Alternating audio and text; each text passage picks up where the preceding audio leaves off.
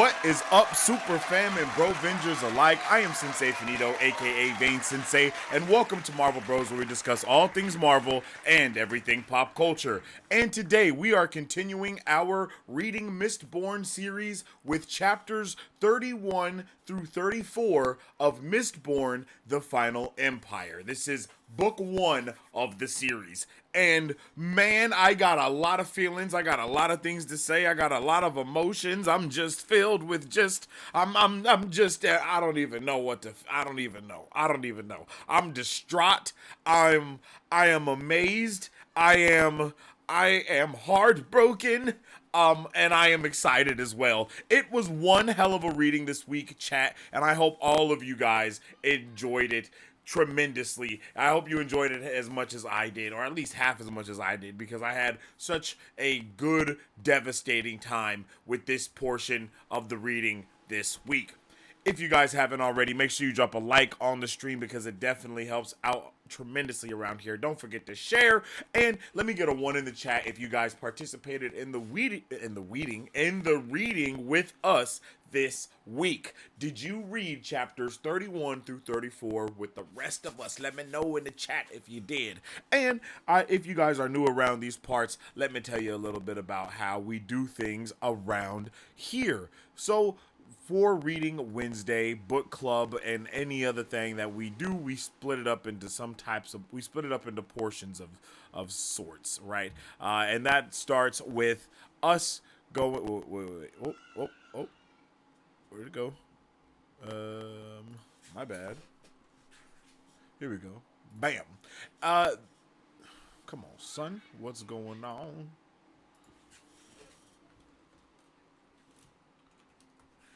Boom. That's not it either. Okay, well, we do chat talk, which means we talk to chat and we see what's up with y'all, see how everybody is doing. After that, I'll give my overall thoughts of the reading this week, let you guys know how I'm feeling about it, just kind of go over everything, and then after that, we'll go into our chapter by chapter review and discussion. So we'll talk about how we're feeling about each chapter. We'll go through it. We'll even listen to some portions and just kind of nerd out about it all the way along the way. So let me know how you guys have been doing this week. Let me know how your weekend was. It is Tuesday. This was Reading Wednesday before, but we had to change it to Reading Mistborn. We had to change it to Tuesdays. I hope everybody is okay with that. I hope everybody's here. I think we only have one more week of book club for this book, and then we'll be moving on to the next book in the series, and I'm so excited to just get it all happening. So next week will be our last week of having reading, and then the week after that, we'll do our full book review for Mistborn Book 1, because I believe, wait. Maybe I'm wrong. Maybe next week isn't our last reading. I think it is, though. I'm pretty sure next week is the last bit of reading that we have. But I'll double check that, because now I'm doubting myself. Now I'm not sure. But yeah, let's jump into chat, see how you guys are doing, and yeah, we'll start yapping it up in a second here. Book club. Yeah, 35. Yeah, next week will be chapters 35 through 38, and then we'll be doing a full book review the week after that.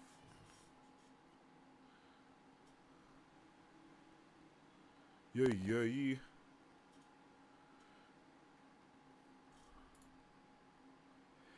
Good evening. Yo, what's up with it? How you doing, Tina? I hope you're having a good one. How's your day going? What up, YouTube? What's up, Thatcher? Hope you're having a good one, Thatcher. I didn't read this week, but I read this book twice now, so I looked at the chapter summaries and remember what's going on. Well, hey, let's go. I appreciate you, man. Happy to have you here with us. And what's up with it, Tasarlin? How you doing? I hope you're having a good one. Let's get into it, y'all. How was y'all weeks, man? How was everybody's week? What did you do? How was your weekend? Did you have a good time? Was you in the house? Was you not in the house? Let me know what y'all was getting into for sure. Let me see here.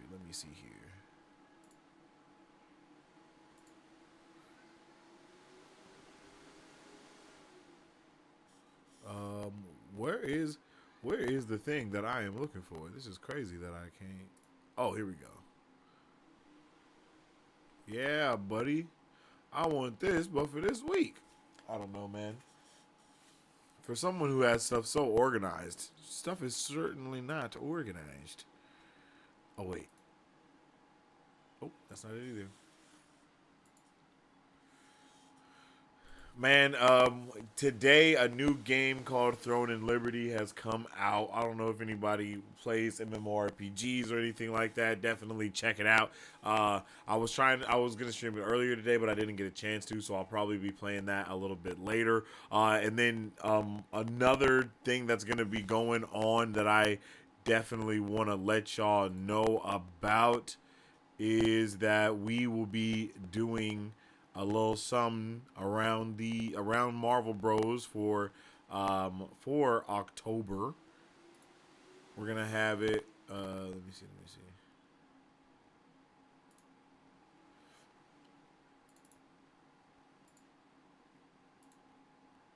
Spooky Bros. We're gonna have some Spooky Bros stuff going on in the month of October. Okay, that means I'm gonna be playing some spooky games. I'm gonna be watching some short films that are scary as well, and just kind of getting into all these vibes. You know what I mean? For October. So I hope y'all are ready for the spooky season. I hope y'all are ready for the month of October. It's October 1st, and we really about to get fully into the vibes of Halloween this season. So definitely look forward to doing all of those things. If you guys have any short films that you've seen that are scary or anything like that, definitely drop them in the Discord because it's about to get popping. And then there's going to be a couple of scary games that I play here on the channel as well. I haven't played games. I think me and Battery actually played the what's it called? We played Marvel's Avengers when that first came out on the channel, and that did fairly well back in the day. So hopefully we can get a little bit of people here for this. We're gonna be playing Fears to Fathom, The Evil Within, Resident Evil 2, Inside, and Little Nightmares. We're gonna be checking out some of these scary games in this scary season. These are all a bunch of scary games that I've been told good things about, so I'm going to check them out throughout the duration of the month. And yeah, man, I am so excited to get into all of those good things that's going to be going on. It was definitely a solid week. It's definitely been it's only Tuesday, right? But it's been a solid week so far. Getting a lot of done. The week was wild at work, plus the toe, lol. But I guess it's been good otherwise. Yeah, bro. I hope the toe is doing well, my G. I hope you got the toe elevated.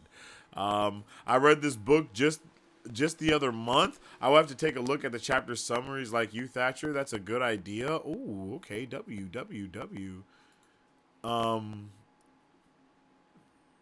Yeah, that copper. I think the copper mind is what you guys sent last week for me to be able to have all of the uh, not intros, but all of the insert word here. What is the word that I'm thinking of? Oh, all the epigraphs. So I can have all the epigraphs for the full review. Can't wait for that. That's gonna be fire. Beware of cosmere spoilers. Don't go digging in there for things you ain't read. Facts. Facts. That's why I don't check out nothing. I always wait until y'all give me the go ahead. Like, nah, all right, you're good. You can check that out. It's safe. It's safe.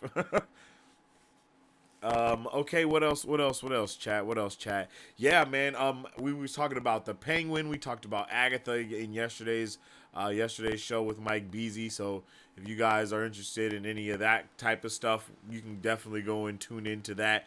We had a good time. We talked about, like I said, the Penguin. We talked about Agatha all along. We talked about Green Lantern and some of the castings that they have for him in the DCU, and also we discussed what's the last thing? Oh,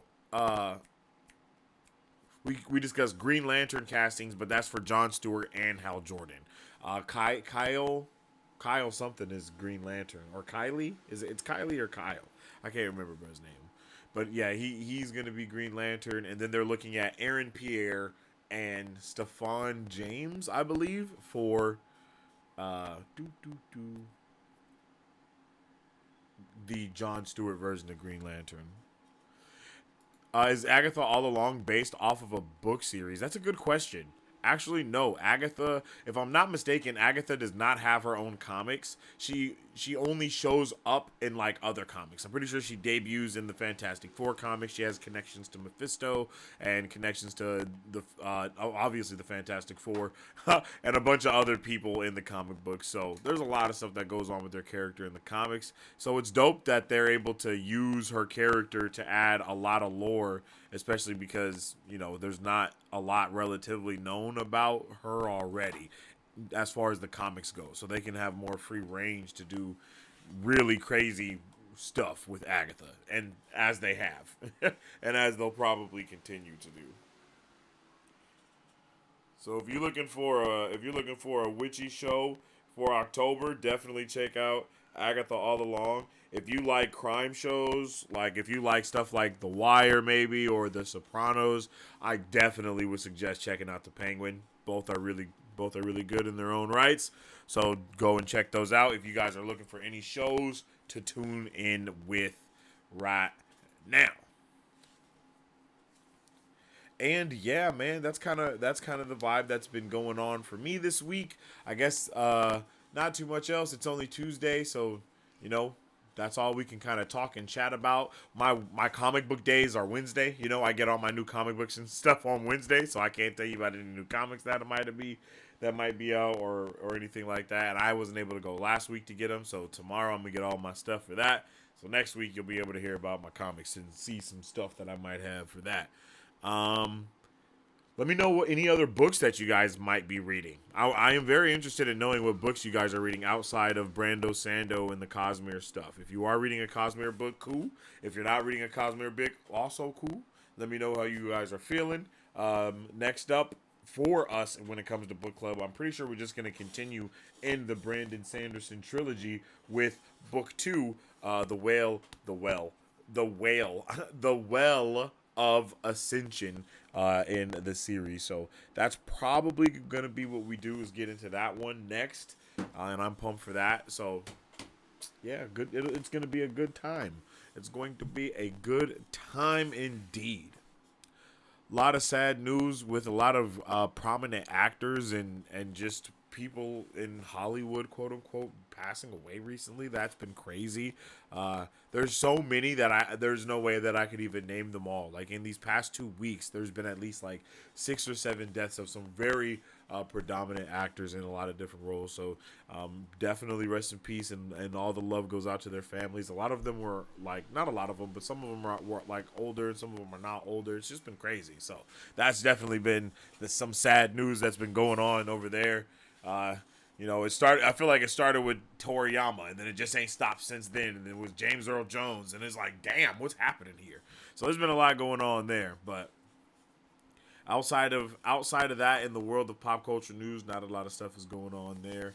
Um, but yeah, man, like I said, that's it for the chat talk. I believe, for real, for real. Just over the weekend as well, I did just release some new music. So that was a dope thing to do, you know, was able to go in live and just doing stuff like that. And yeah, man, that's really the gist of all that good stuff that's going on there. Yeah, so let's just get into the next portion of what we got going on today. And that is going to be my overall thoughts of this portion of the reading. It was really good. So I'm excited to give you guys my overall thoughts and review of this stuff, okay? So let's get into it. Okay, this is my overall thoughts of chapters 31 through 34 of Mistborn, Book 1, The Final Empire by Brandon Sanderson, okay? Um whole oh my oh my god. Oh my god. I didn't oh my god. Like this, whoa. I was so not prepared for anything that happened in this portion of the reading. It was so intense. It was so non-stop. It just kept going, and it just kept going. And I every second I blinked, I was like, bruh, we gotta, like, we need something to happen here. Like, we need something to happen here, man. And then there was a very good ramp up to things escalating very quickly. I mean, things started off on a very high tempo, obviously, because where we left off last week with what Vin did to Shan, it was very obvious that we were going to kind of be, okay, things are going to be ramped up from here. But damn, the way that things really ramped up is insane. It definitely was something I was not prepared or ready for. And now we're at that spot where the book is about to end, and I do not know what's going to happen next. Like, the end of part 4 was magnificent, to say the very least. I loved it. I loved it, and it broke my heart, and I really... It was like... my mind was like, no freaking way. There's no way this is happening right now. You know what I mean? We progress from Vin just telling Kelsier about Shan, and then she pops off and goes off on everyone and tells them like they have no idea what it means to be a ska, and then she lets them know what's been going on with Ellen, and then we switch to Ellen's POV. I'm like, bro, oh shit, like this is what, I'm not gonna lie, like this is really what I've been waiting for, like, and it just kept progressing from that moment on, and I had no clue what was going to transpire, like page after page, word after word. And the way that we were able to jump from one thing to another, and it continuously up the stakes for everyone, and then we just get randomly introduced to some random ska that we've never met before, and then we just start at the pits with them, and then they climb their way out. Like, oh my god, just the oh, man, it's insane, the way everything just was put together. It was terrifying. It was haunting. And again, it was beautiful. Like, being able to see all of our characters stick up for one another, still laugh and banter with each other, still doing, all of these things were still happening.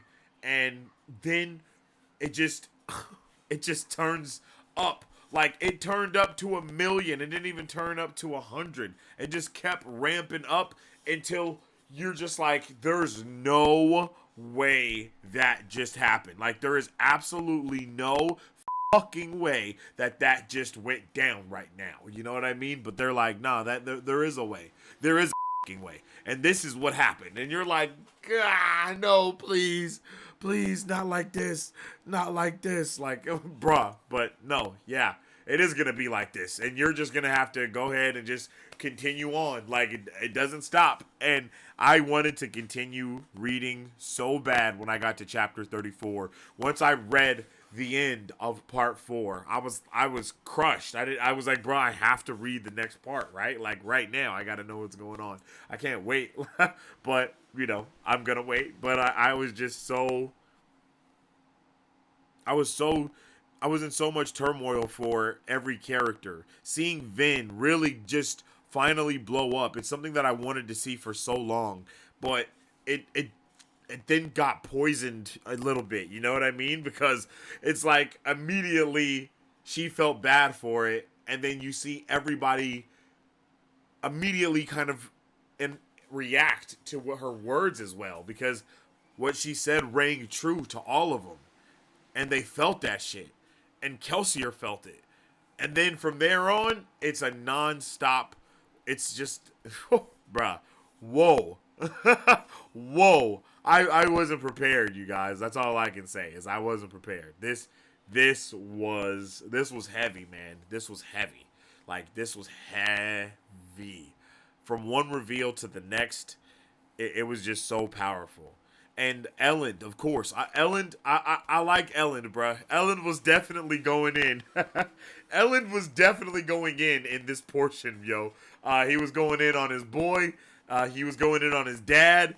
And then, once everything is going on later on in the story, he's like looking for who he knows as Valette, and he is looking for her, and he is risking it for the biscuit. Like, he is risking everything he has to find her. And that was nice. I really like that. You know, that was a really good. It was just a good character development for him, I suppose, and the foreshadowing, so unfortunate. You know, the foreshadowing just. It's like you're reading these things, right? You're just, and then you hear something be said, and you're like, wait, what? What is it? Why would you think that? You know, why would you even say that? And it's because it's letting us know that it's just getting us prepared for heartbreak. This book did a wonderful job. This portion did a wonderful job of putting together all of the necessary all the necessary puzzle pieces in order to make a full picture. And it was one hell of a picture at the end. All of the characters stood out. I love how all the characters came to each other's side, for lack of better words. Everybody stood up for each other in the moment of need, and we just were engulfed in. We were engulfed in the action. We were engulfed in the meaning, in the bruh. So many bittersweet things happened. Like, that is, if I had to sum up this portion of the reading, it would be bittersweet. Like, those are the words that I would say. It's bittersweet. Because the things all the things that happened, it's just, man. It's kind of one of those at what cost, right? Like, at what cost did we have to go through these things? We see things start to unravel in a, like, what was it, 2 sections ago, I believe. Like, 2 sections ago, we really start to see things start to head south. Once they lost the garrison, it was like, man, this isn't going well. And then everyone starts pivoting, right? We start to try to pivot to this and pivot to that. Okay, maybe we can get this going. Maybe we can get that going. And then it all just ends up blowing up. It all just ends up crumbling, man. And that is what is just so crushing, so heartbreaking.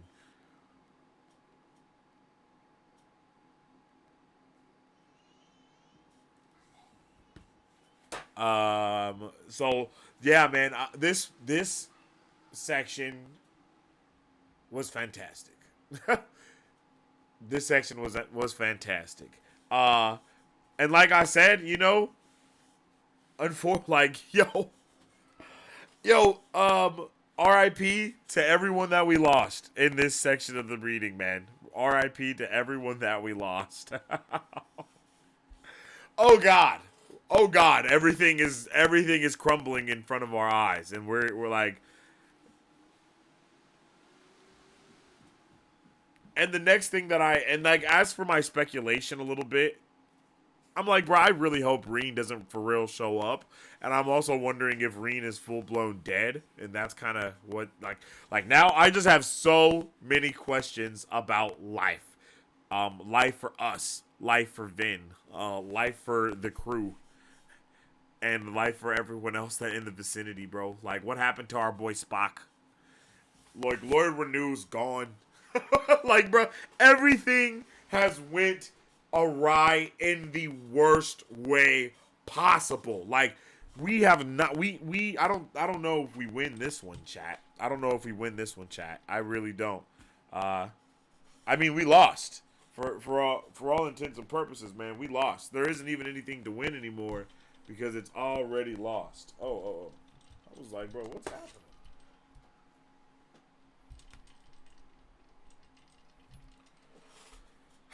But those are my overall thoughts for this portion. We did not actually have a lot of reading this week because we are getting to the end. Next week I think we have the same amount that we had this week for real. And that was 4 chapters this week, and I think we have 4 chapters to finish it up as well. But that's all for my overall thoughts, right? So let me know how you guys feel about the entirety of the reading in the comment section down below. And next, we'll get into the chapter by chapter review, okay? All right. So before we get into the chapter by chapter review, like I said at the top of this, I just released my my first album out on all platforms right now, and you guys can go and check it out.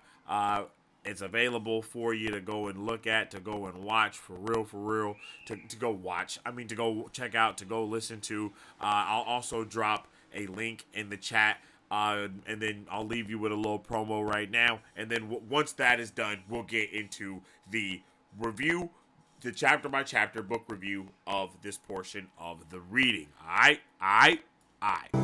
I'm just trying to go beyond infinity, to infinity and beyond. Blasting off to another galaxy. Does anybody wanna come along? Blasting off to another galaxy, to infinity and beyond. I'm just trying to go beyond infinity. Does anybody wanna come along? I'm just trying to go beyond infinity, to infinity and beyond. Blasting off to another galaxy. Does anybody wanna come along?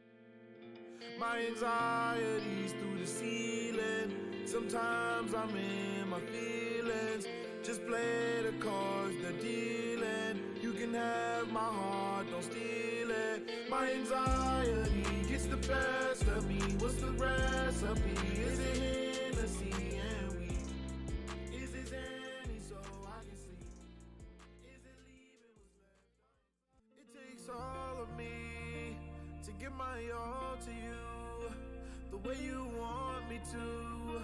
But I still try, cause I ain't trying to waste no time when tomorrow can be gone. I'm up all night trying to write a love song to you. Yeah, it's true.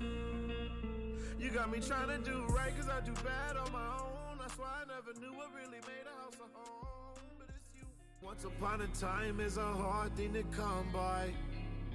It's a hard thing to come by. Your heart and my mind are a hard thing to combine. They're a hard thing to come by. So I wish upon a star, wish upon that no matter where you are, no matter where you are, no matter where you'll find me, no matter where. My thoughts get intrusive. It got me smoking just to ease the pain. Get lost in the music and let the beat flow through your veins. I'm young, gifted and foolish, cause I ain't worried about a fucking thing. When you have it, you can lose it, and that shit ain't gon' never change. And that shit ain't gon' never, and that shit ain't gon' never change. And that shit ain't gon' never, and that shit ain't gon' never change.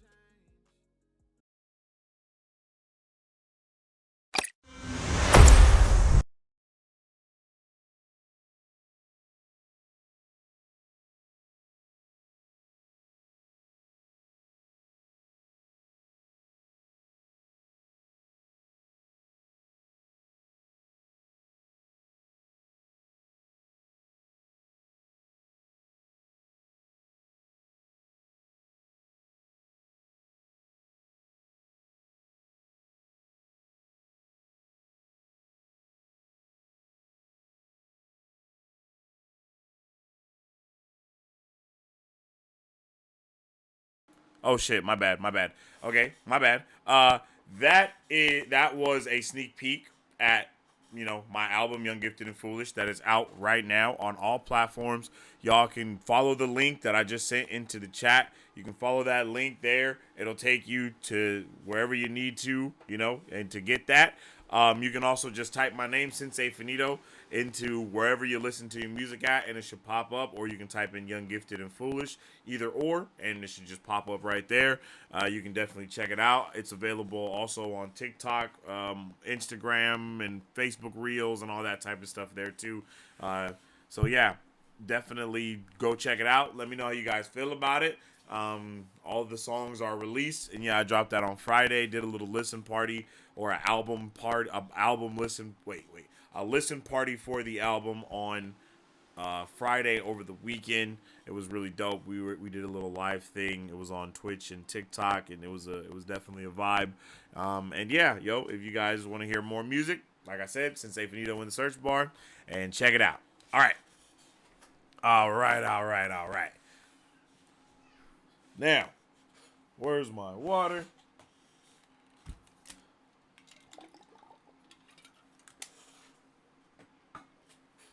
Let's get into the chapter by chapter review for this portion of the reading.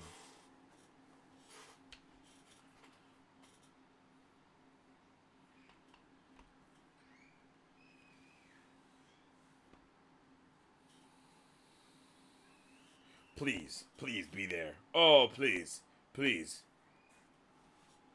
Yo, what's up with it, Sharice? Nice. Thank you for letting me know that there was no sound, y'all. I appreciate you. This whole section is amazing. It just puts the pedal all the way to the floor. Facts. I agree completely. Yo, how you doing, Sharice? I hope you're having a fantastic day today. I hope your Tuesday is going wonderful. Oh man, my iPad's doing the thing it does when it doesn't want me to do the thing, you know. It's like, hey, yo, I know you've been using me for whatever, but I'm not gonna work for a second. 1 second.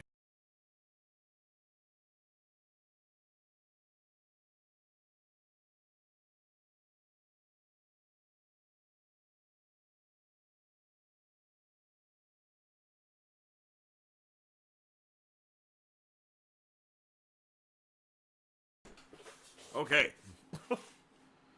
Alrighty. Let's get into it. Let's start with chapter 31. Oh my god.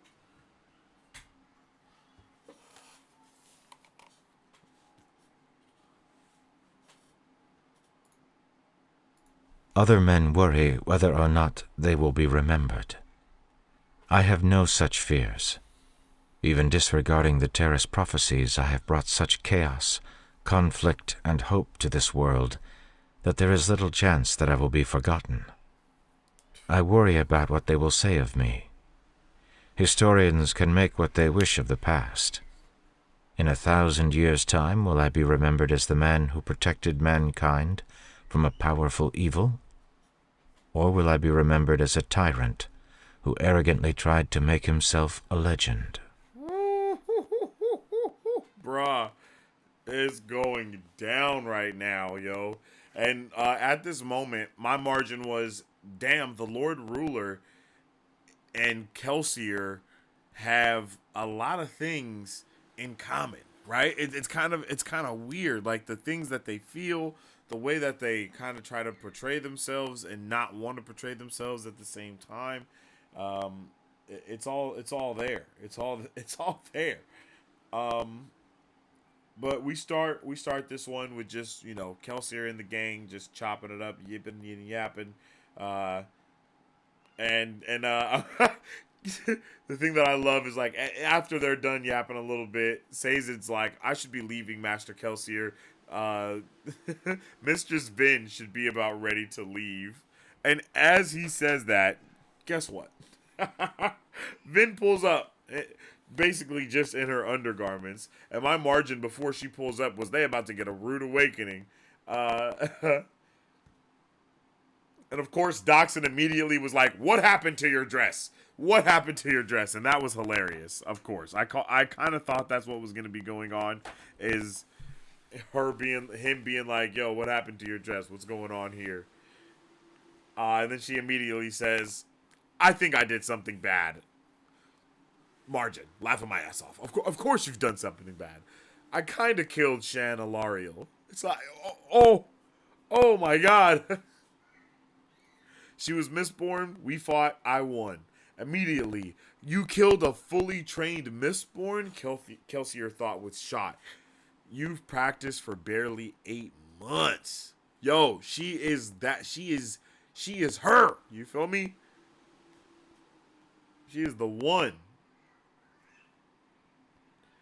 And of course, our boy Spock was going through it. He said, you might want to grab her something to wear. I think poor Spock's about to have a heart attack. Bruh. And then she immediately is like, yo, what's wrong? I don't understand. And then he's like, yo, young ladies do not run around in their garments, no matter how much those undergarments may resemble regular clothing. And it's like, she just doesn't understand it, and I love it. You know what I mean? I love that she's confused, but I also love that she has no issue with it. You know what I mean? Because it's like, it's kind of like, what's it called? Like the innocence. It's crazy, right? It's like she's so innocent, even though she's so not, in a way. You know? It's like, it's a very interesting character for who Vin is, to be this young lady that just is kind of clueless to a complete way of life, but in a way she is even more aware of what's going on in life than the people that are older around her, right? I'm like, bro, this is, I don't know what else to say about it. It's just like, yeah, bro, she's the dope character, and even though I guess she's about to be our only main character now. And then we see that okay, she needs stitches. The wound on her arm is to the bone. And I'm like, damn, she was really catching the fade with Shan. Well, she caught the fade with multiple people, but she was really like working. And Kelsier thinks to himself, like, she's so exhausted. She's frail and just arms and legs. And then Hammond put a cloak around her shoulders, but she appeared too tired to care. And I brought her into this. And then my margin there was, she's just like Kelsier, bro. She's just like him. And as they go through, they're like, yo, why would you fight a Mistborn? All these things. And then she just kind of starts going. And then, they just kind of start talking. She was going to kill she Ellen, kind of goes in. she finally said. Kelsier exhaled in exasperation. Ellen Venture, you risked your life, risked the plan and our lives for that fool of a boy? My margin, laughing my ass off. He's such a dad. Vin looked up, glaring at him. Yes. What's wrong with you, girl? Kelsier asked. Ellen Venture isn't worth this. She stood angrily, Sazed backing away, the cloak falling to the floor. He's a good man. He's a nobleman. So are you, Vin snapped. She waved a frustrated arm toward the kitchen and the crew. What do you think this is, Kelsier? The life of a Ska? What do any of you know about Ska? Aristocratic suits, stalking your enemies in the night, full meals and nightcaps around the table with your friends? That's not the life of a Ska. My margin right here was, finally, this is what I've been waiting for. Literally, this is what I have been waiting for. Because this is exactly what I thought. I also thought this. My thought was like, what do they really know about being a Ska? Especially when we found out that Kelsier and his brother are both half noblemen. I'm like, and they were raised as noblemen, basically. So I'm like, wait. And everybody, like, what? Hold on. She took a step forward, glaring at Kelsier. He blinked in surprise at the outburst. What do you know about them, Kelsier? She asked. When's the last time you slept in an alley, shivering in the cold rain, listening to the beggar next to you cough with a sickness you knew would kill him? When's the last time you had to lay awake at night terrified that one of the men in your crew would try to rape you?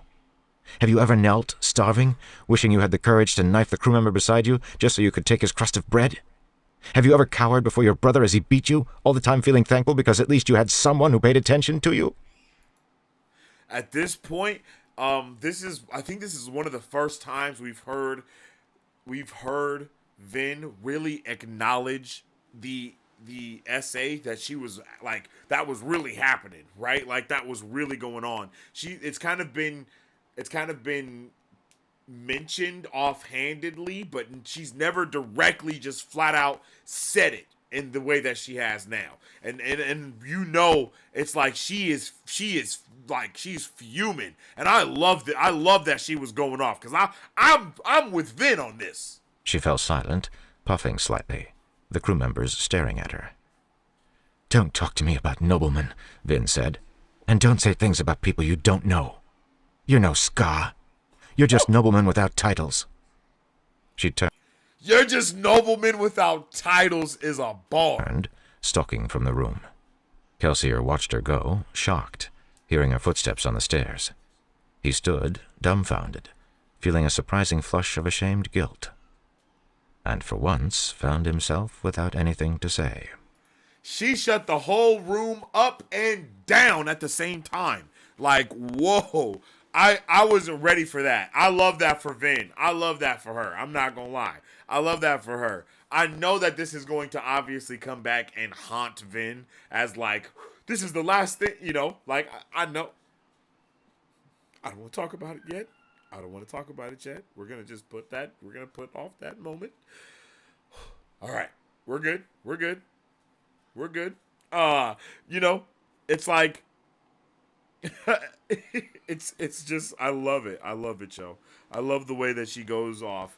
She stands up for herself. She stands up for Ellen as well, even though Ellen, you know, Ellen did also do her dirty a little bit here before this, but I mean, she also was factually lying to him all the time, you know.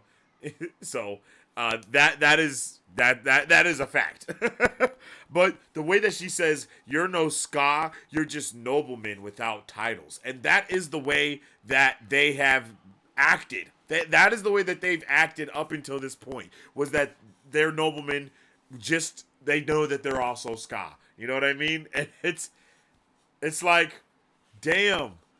Like, for her to really just go off like that and really just let them all know that this is not, like, this isn't what Ska do. Like, you got bushels of Ska just in hella different places chilling, ready for war, and then you hear talking about, you know what's going on, right? And I'm like, yo, she is making a lot of good points. All of these things she's saying are in fact facts. Yo, they are in fact facts. Yo, what's up with the Joy? Welcome in. Hello there. We're doing a chapter by chapter review right now. I'll go back into chat once I'm done with this portion of the reading. I appreciate you for tuning in with us, and I hope you're having a fantastic day. Yeah, man, and then Vin immediately, right? Even though she did have an outburst, it was a warranted one. I don't think all outbursts are bad, right? Sometimes it needs to happen so you can let out what you've been holding in. You know what I mean? Let's see. Huddling down, watching the mists. She didn't know what to think, let alone what to feel. She shouldn't have exploded at Kelsier, but everything that had happened, the fight, Ellen's betrayal, it just left her feeling frustrated. I love how she immediately, like, Vin is a very intelligent person. Not just smart. She is very intellectual, you know? Like, she thinks. And while she had no choice but to be a thinker, because otherwise she would have probably died. It just, I love the way that she, like, it's kind of sad as well, because obviously she does it in the moments that she doesn't need to, but it is a something to commend on her character, I guess, for a lack of better words, because she immediately feels bad about how she has treated these other people around her who have not treated her bad. You know, that's how she feels. She's like, they didn't do anything to me. Like, why did I do that? You know what I mean? But what she said still needed to be said. Two things can be true at the same time. And that's something that Vin is constantly trying to learn and constantly trying to grasp is how these two things can be true at the same time. And those two things that she had, and I mean, her entire character is two things being true at the same time, right? You're not supposed to be a ska, that could be a Mistborn, that's supposed to be born from a nobleman, she's born from an obligator. Like, her entire character, her entire DNA, literally, is two things being true at the same time. And I love that about her character, and I can't wait to see how those two things begin to mesh with one another and actually start to feed one another, because you can't have one without the other, you know? And they added a lot of intrigue around other things here, right? Because yeah, let's see. Let's go in a little bit and hear just a little Vin bit nodded. here. Was it I once told you, the mists protect you, they give you power, they hide you? He looked down, then he walked over and crouched before her, holding out a cloak. There are some things you can't hide from, Vin. I know. I've tried. She accepted the cloak, then wrapped it around her shoulders. What happened tonight? He asked. What really happened? I love seeing Kelsier be a vulnerable father figure to Vin. It's awesome. It just feels so. It's just so heartwarming. The way he really tries to get on her level, really empathizes, not just sympathizes, but empathizes with her as a person, as a kid, and as a girl, as a woman. Like, these are all things that he's trying his hardest to understand. And bro is leading a rebellion as a terrorist messiah. Like, what's happening, bro? Elend told me that he didn't want to be with me anymore. Ah, Kelsier said, moving over to sit beside her. Was this before or after you killed his former fiancée? Before, Vin said. And you still protected him?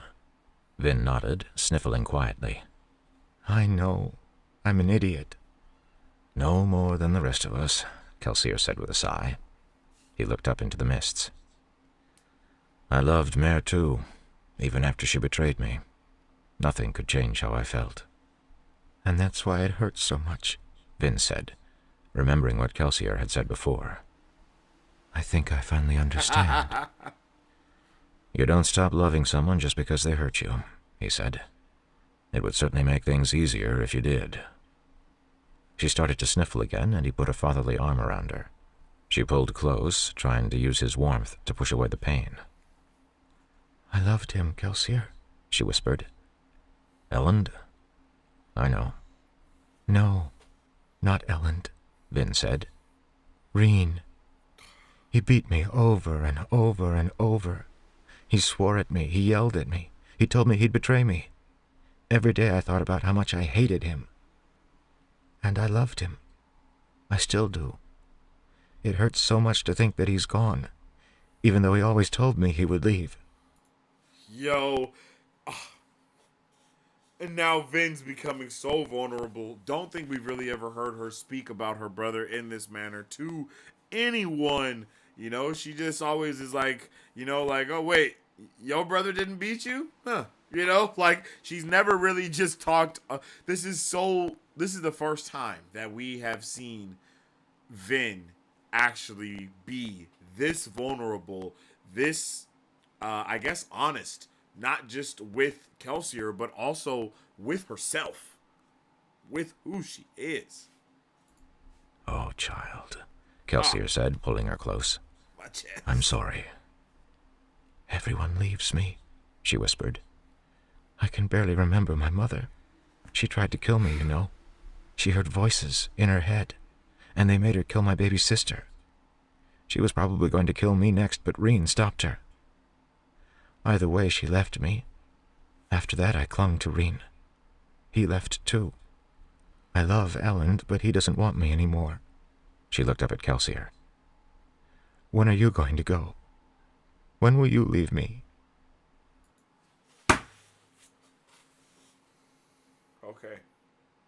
So, I don't know why we needed to have this entire section be gut punchingly, wrenchingly heartbreaking. What did we do to deserve this? Like,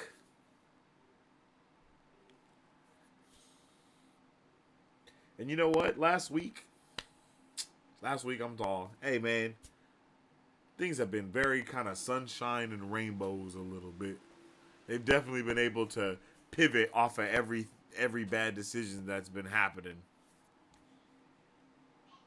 I was a fool. I was a fool. Kelsier looked sorrowful. I don't know. This job, the plan. I can't do this right now. Let's skip a little bit.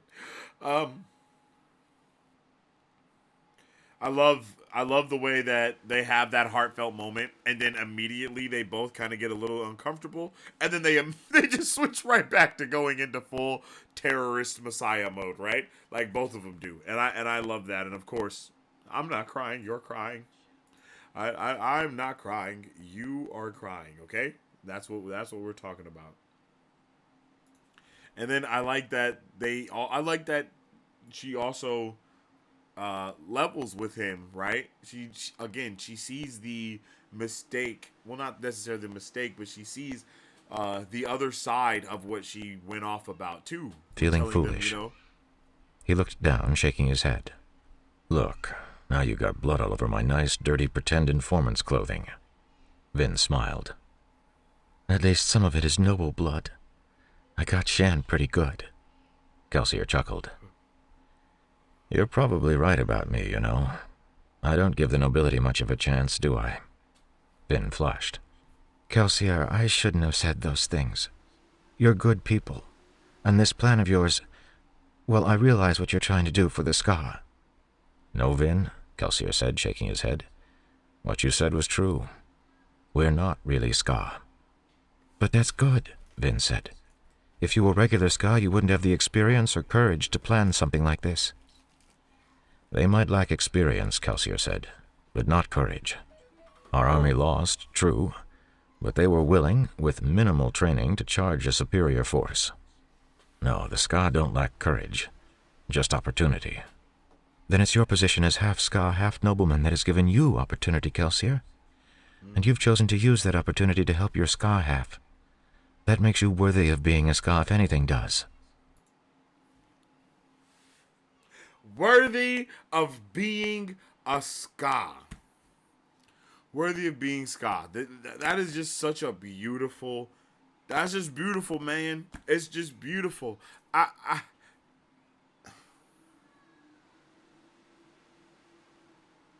Bruh, this is just amazing. I couldn't believe it, man. And then I love how after we go into, worthy to be a Ska, Vin stares into the mists, and then she's like, they protect us, give us power, and hide us. And it's like, the way everything is just, I don't even understand. I don't even understand how it's possible to weave things together so masterfully. And then Vin tells Kelsier about House Venture's weakness and how it's atium and how they make certain the metal is harvested and delivered. It's, cooking. Straight cooking. Like, we're straight cooking. We're putting all of these pieces together. Kelsier was right. She thought Vin was like, she knew that Kelsier was right about House Venture needing to be toppled, and that mentioning the house seemed to bother Kelsier a little bit more than she thought it would, or that, it would have. And that was very interesting. And that's because we go into the pits and thinking about the pits and thinking about, his woman and thinking about all the stuff that was going on. Because there was a lot of stuff going on.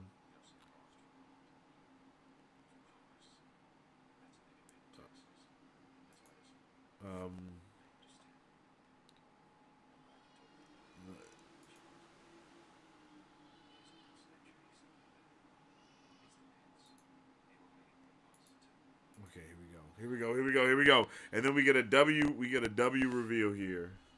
Kelsier? She said. Yes. His eyes still looking a bit absent as he watched the mists. Yo, Occam, what's up with it, man? How I don't you doing? think that Mare betrayed you. Welcome in. He smiled. I'm glad you think that way. Hope you have a good one. I really mean it, Vin said. The Inquisitors were waiting for you when you got to the center of the palace, right? Kelsier nodded. They were waiting for us, too. Kelsier shook his head. You and I fought some guards, made some noise. When Mare and I went in, we were quiet. We'd planned for a year. We were stealthy, secretive, and very careful. Someone set a trap for us. Mare was an Allomancer, right? Vin asked. They could have just sensed you coming. Kelsier shook his head. We had a smoker with us. Red was his name. The Inquisitors killed him straight off. I've wondered if he was the traitor, but that just doesn't work. Red didn't even know about the infiltration until that night, when we went and got him. Only Mare knew enough. Dates, times, objectives, to have betrayed us. Besides, there's the Lord Ruler's comment. You didn't see him, Vin, smiling as he thanked Mare. There was honesty in his eyes. Jesus. They say the Lord Ruler doesn't lie. Why would he need to? Vin sat quietly for a moment, considering what he'd said.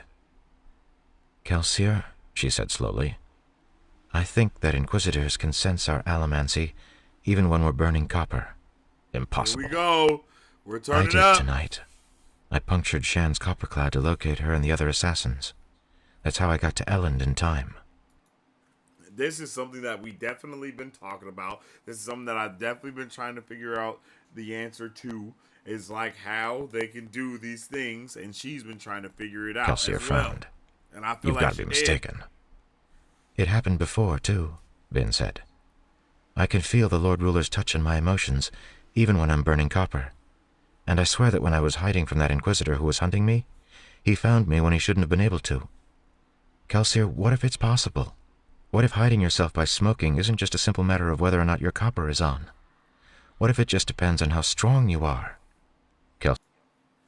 This is something that I was thinking about too. I'm like, bruh, okay.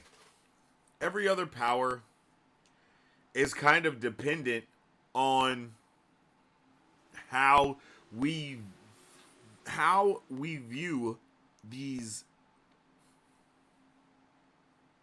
abilities, right? And the Lord Ruler has heavily restricted the way that these abilities are viewed as well. So I think it's really dope the way that it's like he's like keeping secrets almost, you know, he's keeping secret abilities just for his peeps. It's it's so dope. It's just such a dope addition to it. Kelsier sat thoughtfully. It could be possible, I suppose. Then Mare wouldn't have had to betray you, Vin said eagerly. Inquisitors are extremely powerful. The ones who were waiting for you, maybe they just felt you burning metals. They knew that an Allomancer was trying to sneak into the palace. Then the Lord Ruler thanked her because she was the one who gave you away. She was the Allomancer burning tin that led them to you. Damn. Kelsier's face took on a troubled expression. He turned, sitting himself so he was directly in front of her. Do it now, then. Tell me what metal I'm burning. I love the instant need for not gratification, confirmation. The instant need for confirmation that he has at this point, right? He's trying to figure out what's going on. He's like, if you can really do it, then show me how and show me now. You know what I mean? Like, because it's like, this changes everything. Vin closed her eyes, flaring bronze, listening, feeling as Marsh had taught her. She remembered her solitary trainings, time spent focusing on the waves Breeze, Ham, or Spook gave off for her. She tried to pick out the fuzzing rhythm of allomancy. For a moment, she thought she felt something very strange. A slow pulsing, like a distant drum, unlike any allomantic rhythm she'd felt before. But it wasn't coming from Kelsier. It was distant, far away. She focused harder, trying to pick out the direction it was coming from. But suddenly, as she focused harder, something else drew her attention. A more familiar rhythm, coming from Kelsier. It was faint, difficult to feel over the pulsing of her own heartbeat. It was a bold beat and quick. She opened her eyes. Pewter! You're burning pewter! Kelsier blinked in surprise. Impossible, he whispered. Again. She closed her eyes. Tin, she said after a moment. Now, Steel, you changed as soon as I spoke. Bloody hell. I was right, Vin said eagerly. You can feel allomantic pulses through copper. They're quiet, but I guess you just have to focus hard enough to... Vin, Kelsier interrupted. Don't you think allomancers have tried this before? You don't think that after 1,000 years' time someone would have noticed that you could pierce a copper cloud? I've even tried it. I focused for hours on my master trying to sense something through his copper cloud. But, Vin said, but why? It must have to do with strength, like you said. Inquisitors can push and pull harder than any regular Mistborn. Perhaps they're so strong that they can overwhelm someone else's metal. But, Kelsier, Vin said quietly, I'm not an Inquisitor. But you're strong, he said. Stronger than you have any right to be. You killed a full Mistborn tonight. By luck, Vin said, face flushing. I just tricked her. Allomancy is nothing but tricks, Vin. No, there's something special about you. I noticed it on that first day when you shrugged off my attempts to push and pull your emotions. Bruh, so she is just like a level 20 billion witch out here, bruh. It's like she is the one. She.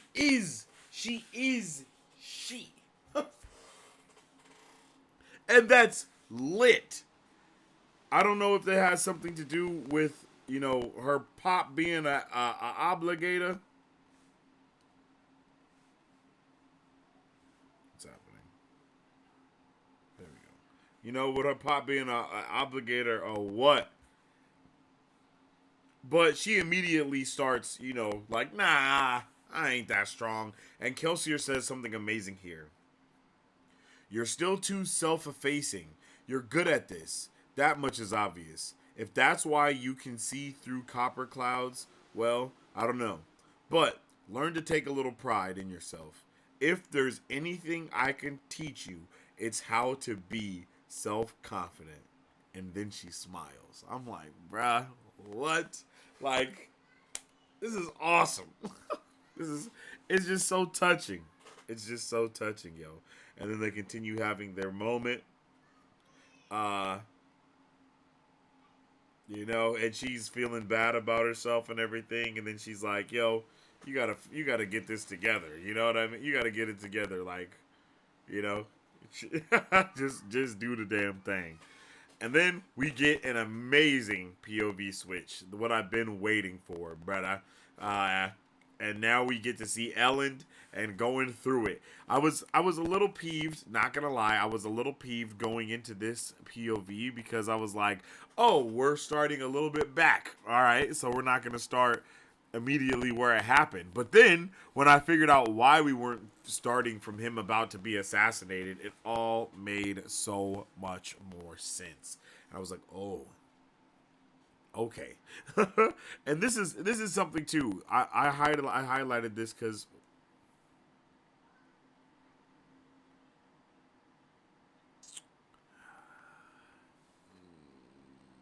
okay, my stuff closed out. That was lame.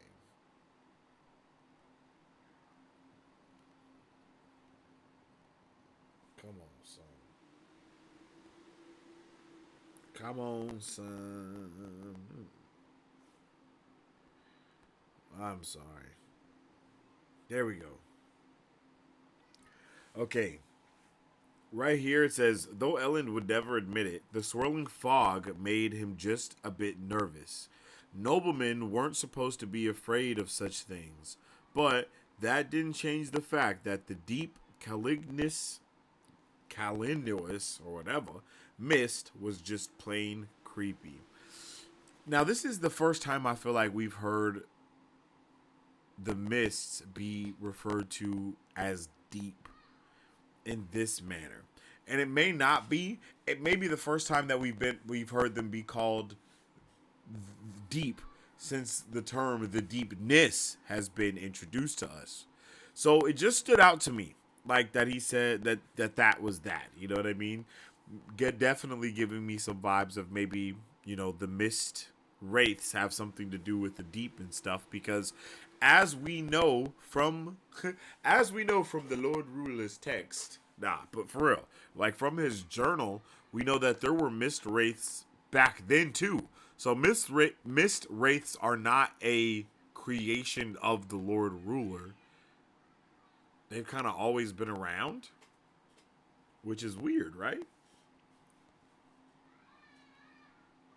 I definitely thought it was a, a direct, not continuation, but something from that. I don't know what I'm saying.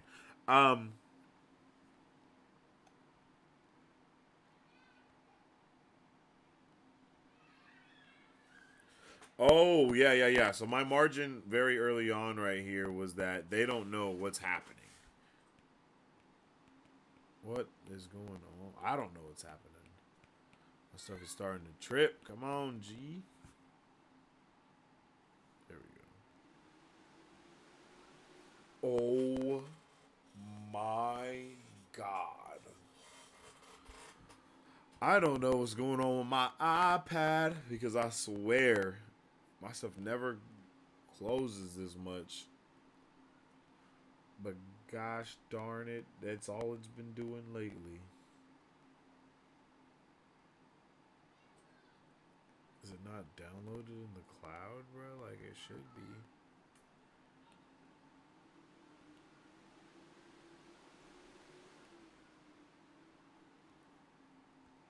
Come on, son. I'm sorry, y'all.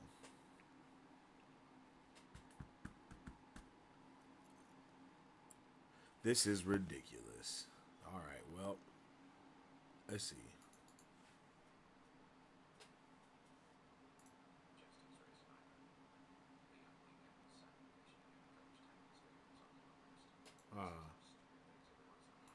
You okay? Yeah, I wanted to work all of a sudden. Yeah.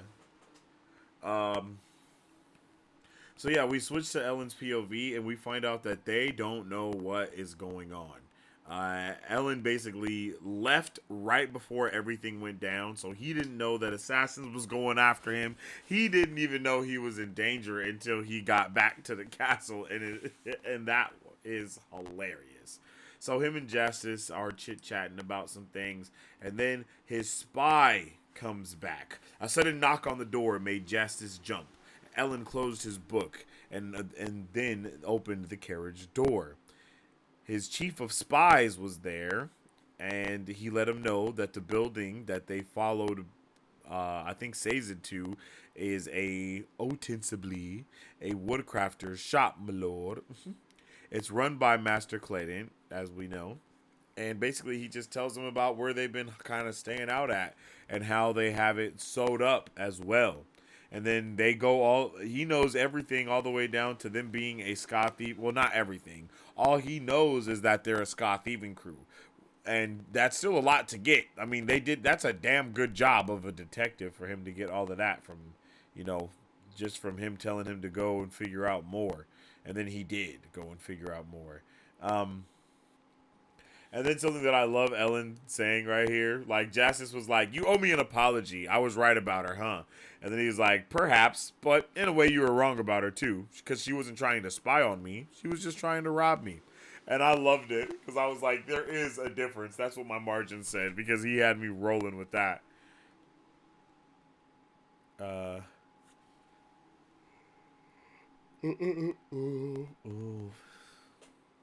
So yeah, he still, basically he was like, "Yo, I still feel the same way about her." Like, he's basically like, "Yo, at least she probably isn't a spy for another house in the face of all the intrigue, politics, and backbiting that has been going on lately. Something as simple as robbery feels slightly refreshing. It's only money." And he's like, "Money is important to some of us." And then bro's immediately like, not as important as Valette. That poor girl, all this time, she must have been worrying about the scam she would have to pull on me. And it just shows how right Valette Vin was about Ellen being a good guy. Just being, what's it called? Being a product of his environment. As we all are. And then Ellen's like, "Yo, it's not the point that she fooled us. The point is that no. He said that is the point. She fooled us. If we can't tell the difference between a ska and a noblewoman, that means that ska can't be very different from us. And if they're not that different from us, what right do we have treating them as we do?" Which is a huge fact, and it is one of the biggest questions that I've had: is are they also like, do they look humanoid and everything? Like, bro, what is it that's made, like, what is the huge difference that's letting them know someone is a ska and not a ska? And what outside of someone being like, what outside of someone finding out that a nobleman has had a child with a ska, what will even show the difference? Like, nothing, bro. Nothing, because they don't know that someone is a nobleman, like, is half nobleman just from how they look, you know? Because people probably just look a whole bunch of ways. So it's like, what really is going on here?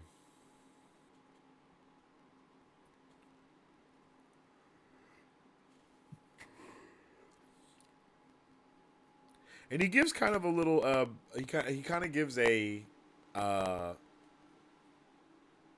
like a diet Kelsier light. You know what I mean? The way he kind of talks about stuff, you know? He gets called an optimistic, and he was like, I try my best. You know, he tries, you know, he's like very witty. Like, I guess you can say he tries to be very witty in a way. And then he gets back to his house, and he's like, yeah, I know. Like, his guards come up to him, and they're like, yo, my lord. And he's like, yeah, my dad wants to see me. I know. And then his dad's like, he's like, endanger yourself if you wish, boy. In a way, it's too bad that Mistborn didn't catch you. They could have saved me a great deal of frustration. And as we know, he hired those Mistborn. You feel me? And Ellen is immediately like, what? He's immediately like, what? He said it was an entire assassination team sent here after you and your friends. It was not a spy team at all, bro. You was about to get SEAL Team 6'd out here, bro. Mistborn 6, you feel me? Like, whoa. And then he's like, is it anyone I know? And his dad's like, I'd say so. Bruh, his dad is a menace, bro. Lord Venture ain't shit. Talk about, I'd say so. And then he just leans back. And he's like, yo, your ex-fiance. And then immediately his mind starts racing. Perhaps she'd been a plant all along, planned to kill me once once a grandson was born to Alariel with the house title. Like, bro, whoa.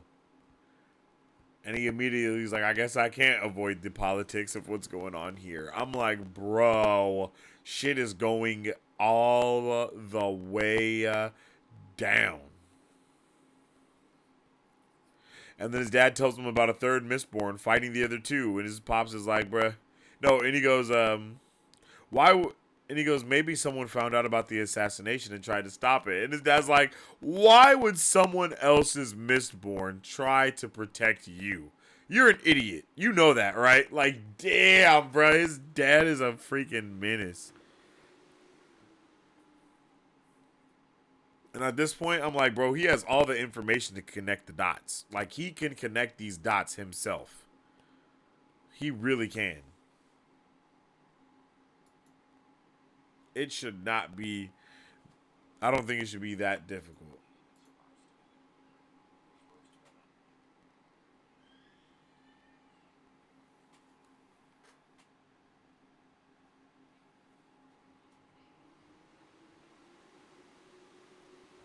And I love how bro is still like, yo, you know, I can change her. I love that he's like that though. I love that that's his immediate response is like, I could change her, bro. She doesn't even need to rob and steal, bro. We can make it happen.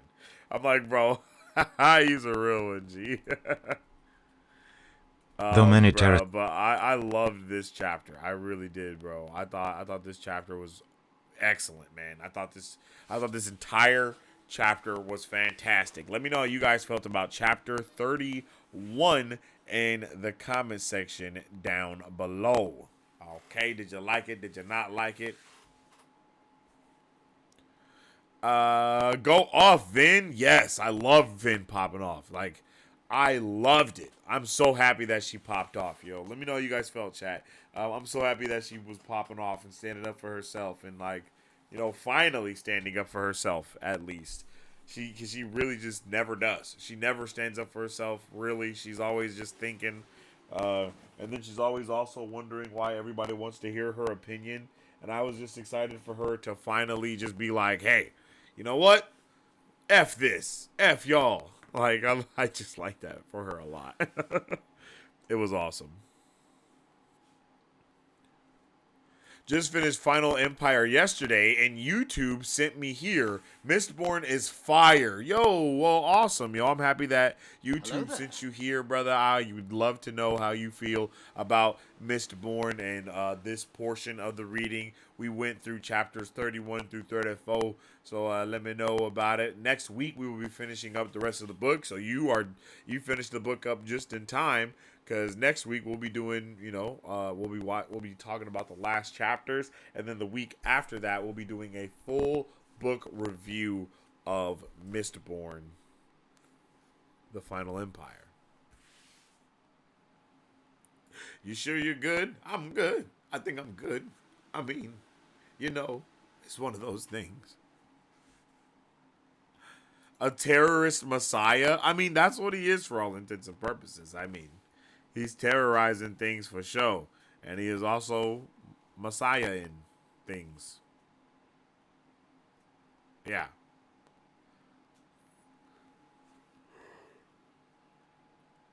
At least he doesn't judge Vin's terrorism. He commends her terrorism. He's like, yo. He was like, good job dropping that body off on their doorstep, basically, you know. Good job killing her on their land, you feel me? So they got to take claim for it, only further in the tension between the houses. Like, bruh is not worried about them, like, it at all. He's happy. He's like, good job. Shan Alariel could get it. It being Vin's hands. Yo, facts, Occam. Facts. I don't know if that's what you meant, but facts. You know what I mean? She could definitely, like, Vin put the hands on her. I mean, Vin killed her, so she did get those hands. Love this little mystery. How does Vin do it? Yeah, Vin is awesome. She's just so dope. I love it.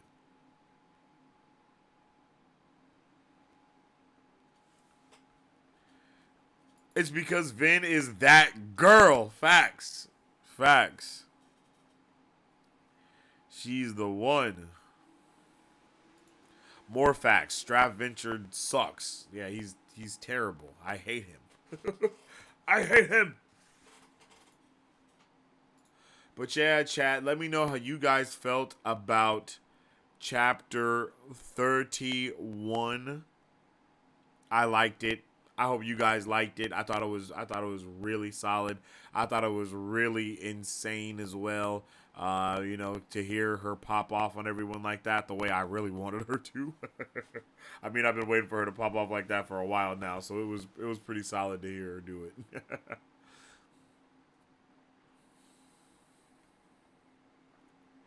Now let's get into chapter 2.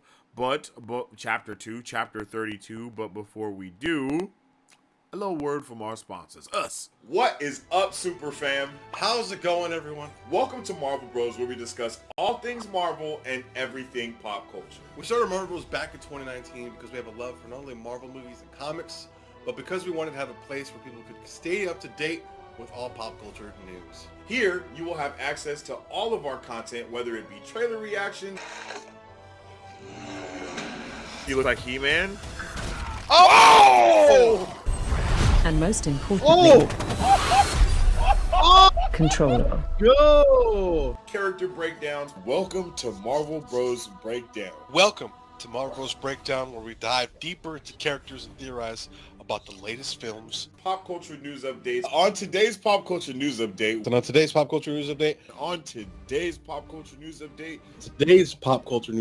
Or movie reviews. We'd love to have open discussions here on the channel, so feel free to join us when we go live. Battle Cove, I like that Kang's motives are understandable in the same way Thanos' motives were. That's exactly what we're saying. That was pretty awesome. Well. Or jump in the comment section of a trailer reaction or breakdowns so we can theorize, converse, and nerd out. Follow us on social media at Marvel Bros to stay up to date with the latest news, rumors, content, and more. You can also join our Discord where we are constantly having conversations pertaining to Marvel, DC, Star Wars, anime, and everything pop culture. All of our past pop culture news updates are available wherever you listen to podcasts at. If you guys would like to support Marvel Bros, all you gotta do is visit our website at www.marvelbros.com and buy some merch. Represent the superfan. To get early access to content, patron-only scoops, giveaways, private Q&As, and those sacred watch parties.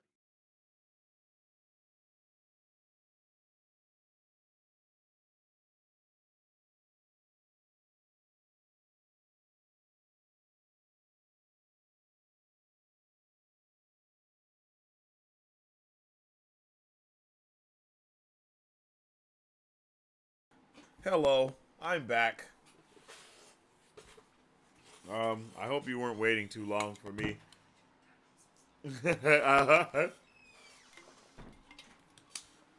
All right. Let's get into chapter 32.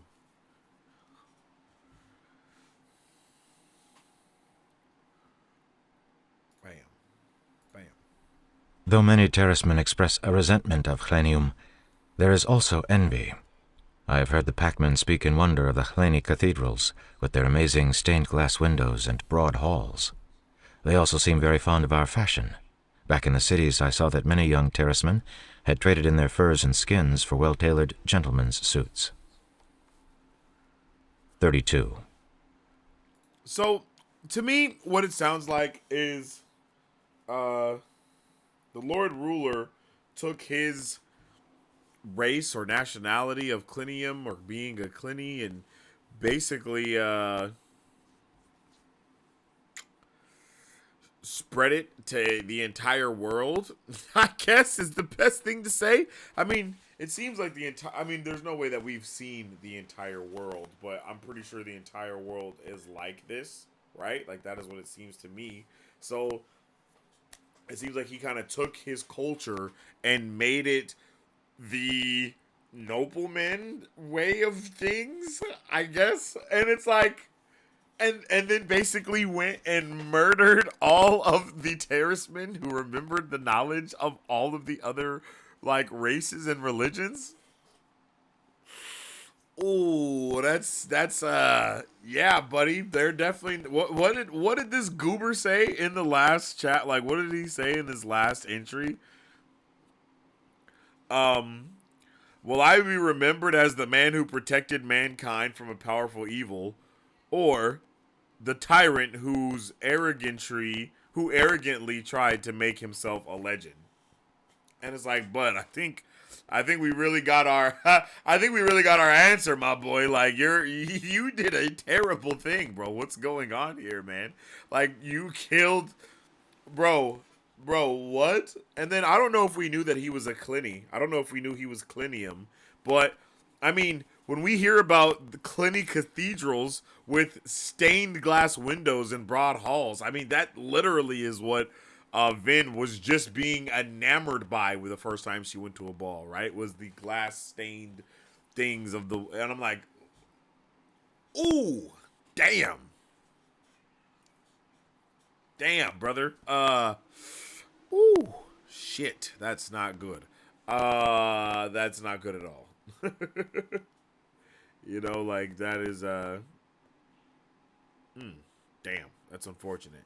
So we then go to, we're back at Club Shop, and Vin drops onto a rooftop, and then Spock is there, and he's like, oh my goodness. And we find out that he's also I don't know if we knew this already, but we find out that he's the crew's best Ten-Eye. I knew that Spock was a Ten-Eye, and I knew that he was like very important to the crew, but I didn't know he was the best 10 eye. Like, that's wild. Like, that's insane. And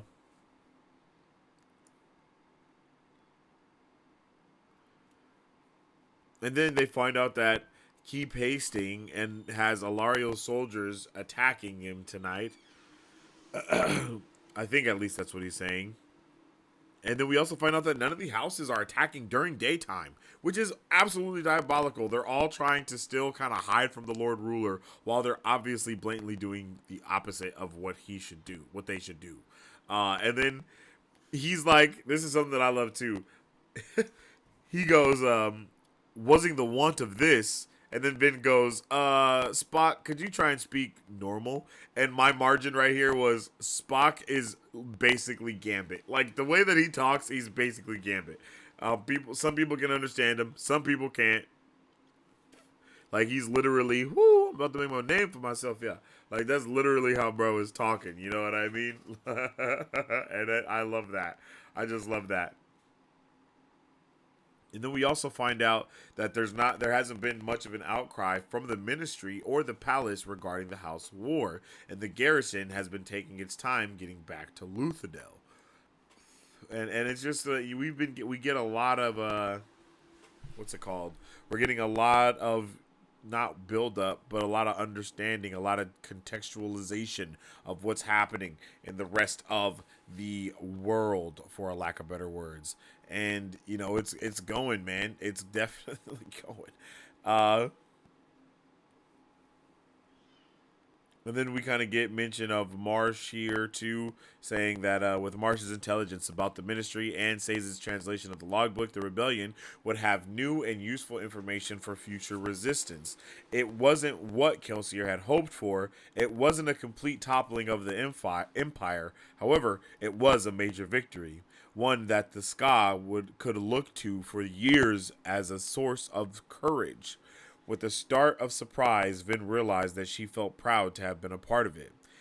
Perhaps in the future, she could help start a real rebellion, one in a place where the Ska weren't so beaten down, if such a place exists. Hashtag, what did you just say, Brandon? What? Excuse me? Why are you talking like this? What do you mean? Why are you saying these things? This doesn't make sense.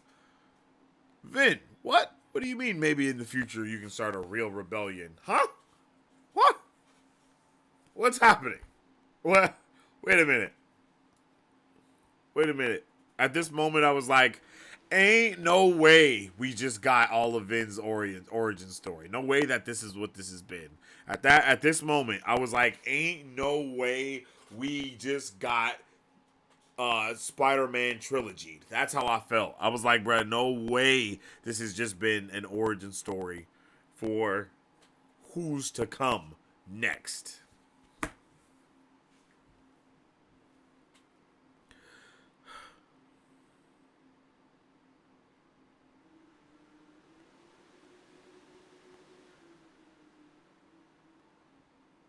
And then,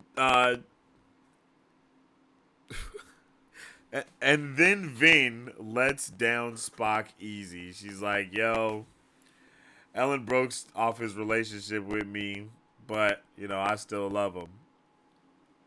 You know what I mean? And then he's like, damn! I know you can just see how sad he is immediately. And he's like, yo, can I keep the handkerchief, though? And then he looks up. He's like, I'm not a fool. I knew it wasn't not to happen. I see things, Vin. I see lots of things.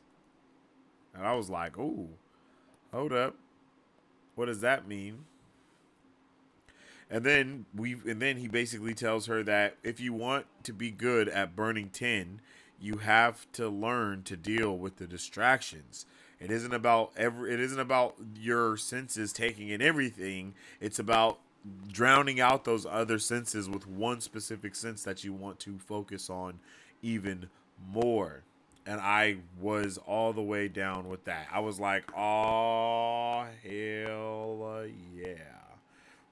like that was I just love the bit of lore there. Obviously, you know,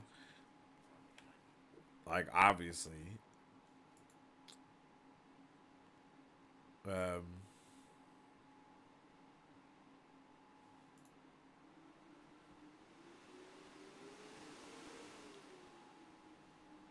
Here we go.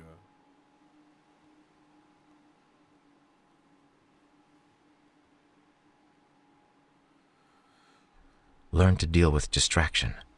It isn't about what you see. It's about what you can ignore. Interesting, Vin said thoughtfully. Spook nodded.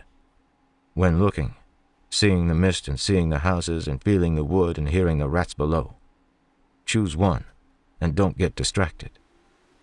Good advice, Vin said. Spook nodded as a sound thumped behind them. They both jumped and ducked down, and Kelsier chuckled as he walked across the rooftop. We really have to find a better way of warning people that we're coming up. Every time I visit a spy nest, I worry that I'm going to startle someone off the rooftop. Vin stood, dusting off her clothing. She wore mist cloak, shirt, and trousers. It had been days since she'd worn a dress. She only put in token appearances at Mansion Renew. Kelsier was too worried about assassins to let her stay there for long. At least we bought Kliss's silence, Vin thought, annoyed at the expense. It's time? She asked. Kelsier nodded. Nearly so, at least. I want to stop somewhere on the way. Vin nodded. For their second meeting, Marsh had chosen a location that he was supposedly scouting for the Ministry. It was a perfect opportunity to meet, since Marsh had an excuse to be in the building all night, ostensibly seeking for any elementic activity nearby. He would have a soother with him for a good deal of the time, but there would be an opening near the middle of the night when Marsh figured he would have a good hour alone. Not much time if he had to sneak out and back, but plenty of time for a pair of stealthy Mistborn to pay him a quick visit. They bid farewell to Spook and pushed off into the night. However, they didn't travel the rooftops for long before Kelsier led them down onto the street, landing and walking to conserve strength in metals. It's kind of odd, Vin thought, remembering her first night practicing allomancy with Kelsier. I don't even think of the empty streets as creepy anymore. The cobblestones were slick from mist water, and the deserted street eventually disappeared into the distant haze. It was dark, silent, and lonely. Even the war hadn't changed very much. Soldier groups, when they attacked, went in clumps, striking quickly and trying to overrun the defenses of an enemy house. Yet despite the emptiness of the nighttime city, Vin felt comfortable in it. The mists were with her. Vin, Kelsier said as they walked, I want to thank you. She turned to him, a tall, proud figure in a majestic mist cloak. Thank me? Why?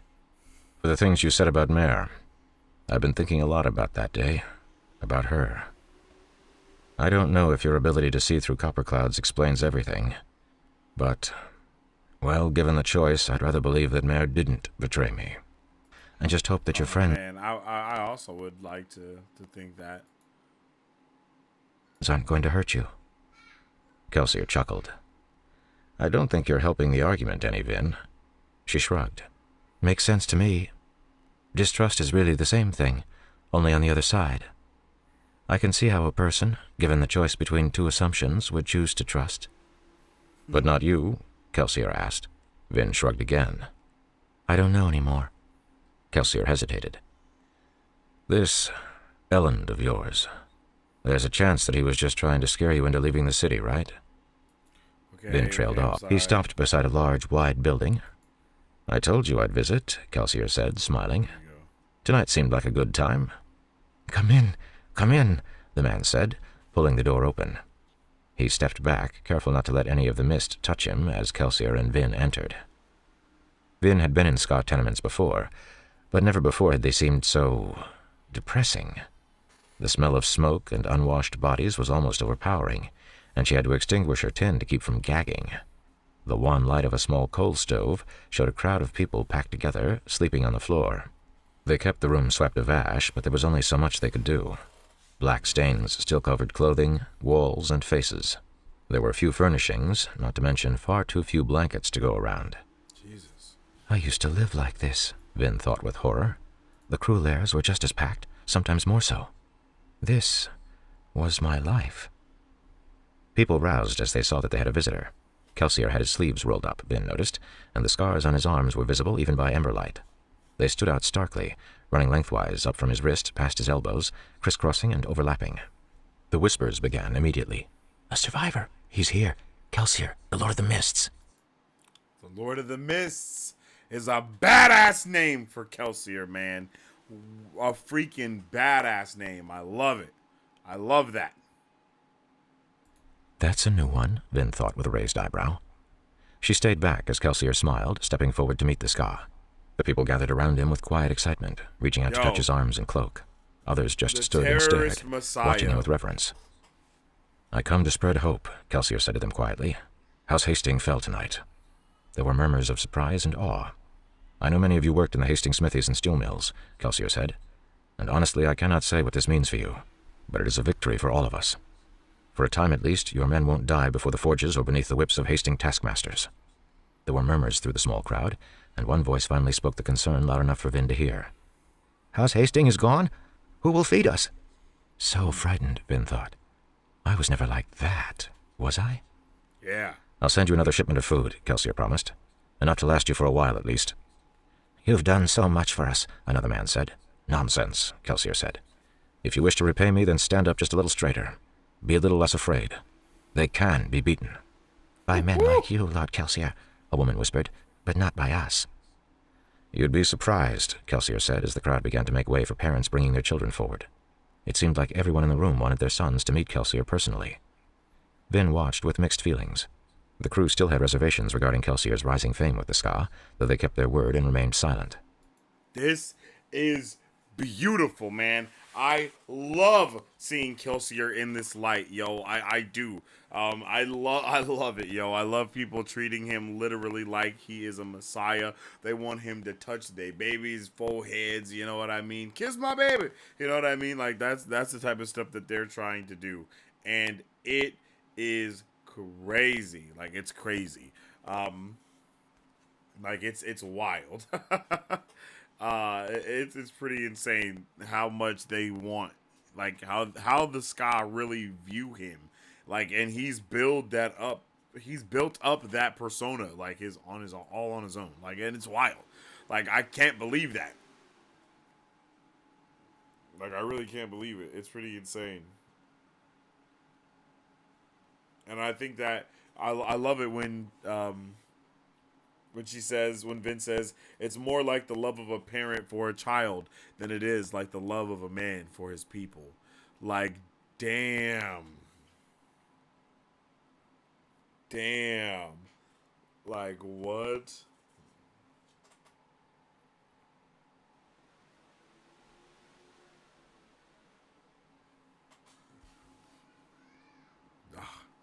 And Kelsier even had a little spring in his step and everything on his way there. You know, he was real excited. So as they leave, you know, the meeting place was only a few streets away. Kelsier paused in a this. doorway as they approached, squinting in the dark night. Finally, he pointed at a window just faintly lit. Marsh said he'd leave a light burning if the other obligators were gone. "Window or stairs?" Vin asked. "Stairs," Kelsier said. "The door should be unlocked, and the ministry owns the entire building. It will be empty." Kelsier was right on both counts. The building didn't smell musty enough to be abandoned, but the bottom few floors were obviously unused. Vin and he quickly climbed up the stairwell. "Marsh should be able to tell us the ministry reaction to the house war," Kelsier said as they reached the top floor. Lantern light flickered through the door at the top, and he pushed it open, still speaking. "Hopefully that garrison won't get back too quickly. The damage is mostly done, but I'd like the war to go on for..." He froze in the doorway, blocking Vin's view. She flared pewter and tin immediately, falling to a crouch, listening for attackers. There was nothing, just silence. "No," Kelsier whispered. Then Vin saw the trickle of dark red liquid seeping around the side of Kelsier's foot. It pooled slightly, then began to drip down the first step. "Oh, Lord Ruler." Kelsier stumbled into the room. Vin followed, but she knew what she'd see. The corpse lay near the center of the chamber, flayed and dismembered, the head completely crushed. It was barely recognizable as human. The walls were sprayed red. Could one body really produce this much blood? It was just like before, in the basement of Cayman's lair, only with a single victim. "Inquisitor," Vin whispered. Kelsier, heedless of the gore, stumbled to his knees beside Marsh's corpse. He raised a hand as if to touch the skinless body, but remained frozen there, stunned. Kelsier, Vin said urgently. This was recent. The Inquisitor could still be near. He didn't move. Kelsier, Vin snapped.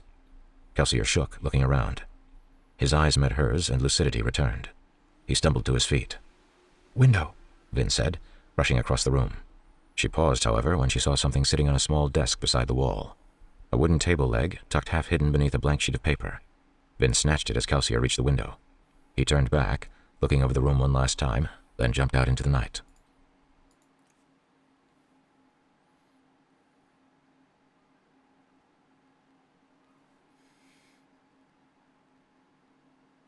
Farewell, Marsh, Vin thought regretfully, following.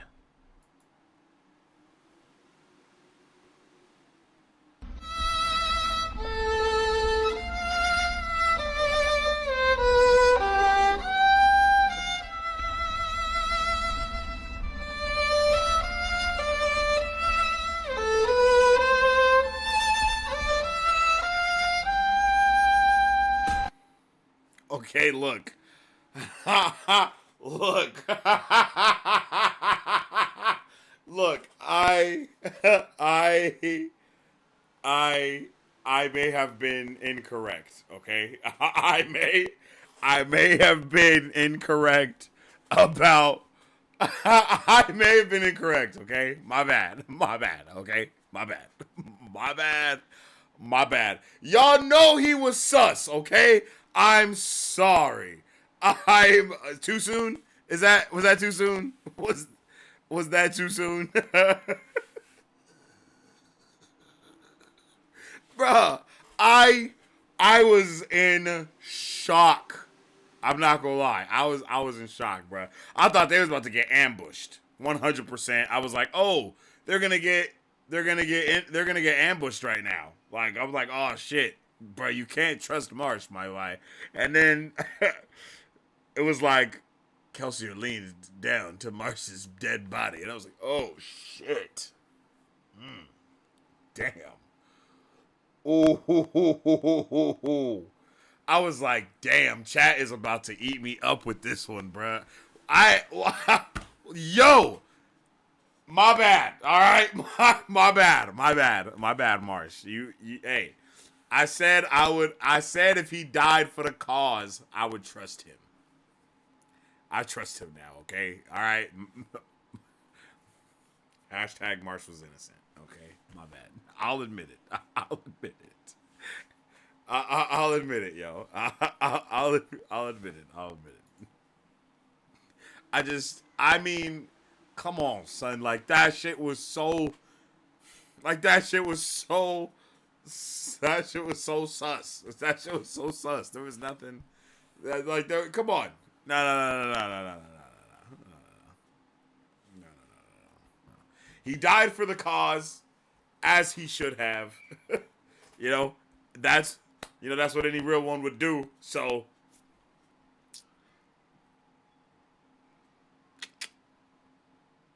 damn. Bruh, I didn't, hey, damn. And then they just had to rub it in my face with the letter. I think that the Inquisitors suspect me, Doxson read. The paper, a single sheet recovered from inside the table leg, was clean and white, free from the blood that stained Kelsier's knees and the bottom of Vin's cloak. Doxson continued, reading as he sat at Clubs' kitchen table.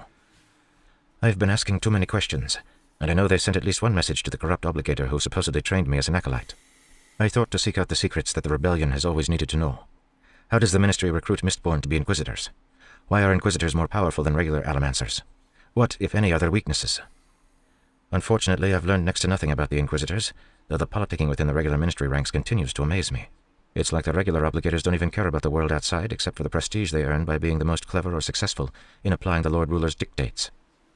The Inquisitors, however, are different. They are far more loyal to the Lord Ruler than the regular obligators, and this is perhaps part of the dissension between the two groups. Regardless, I feel that I am close. They do have a secret, Kelsier. A weakness. I'm sure of it. The other obligators whisper of it, though none of them know it. I fear that I've prodded too much. The Inquisitors tail me, watch me, ask after me. So, I prepare this note. Perhaps my caution is unnecessary.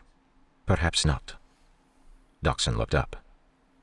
That's all it says. Kelsier stood at the far side of the kitchen, back to the cupboard, reclining in his usual position.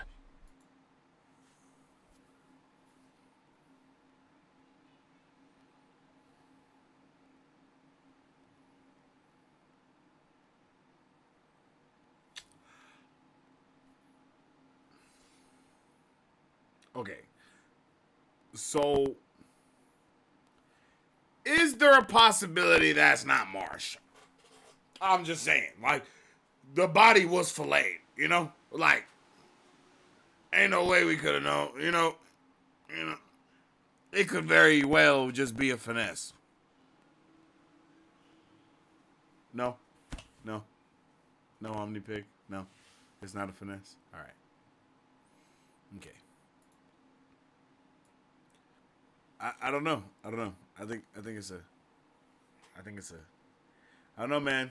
I don't know, y'all. I don't know.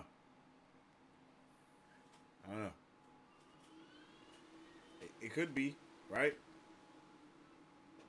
No? Okay. All right. Okay. All right. R.I.P. Marsh in the chat. R.I.P. Marsh in the chat.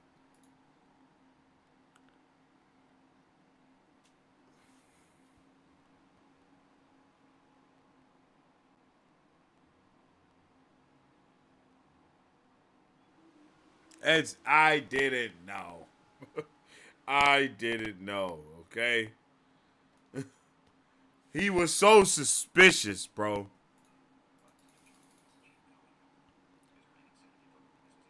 Like, why? I don't understand.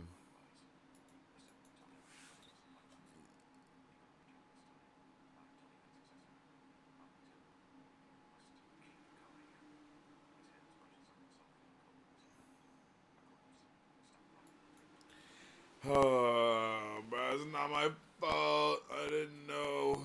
Okay, but after we're all sad about Marsh, you know what I mean? We find out. Well, before we move on from Marsh, we find out that, you know,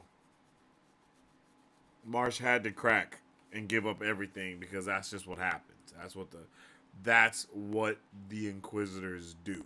If they find someone, they are torturing them to death. You know? Like,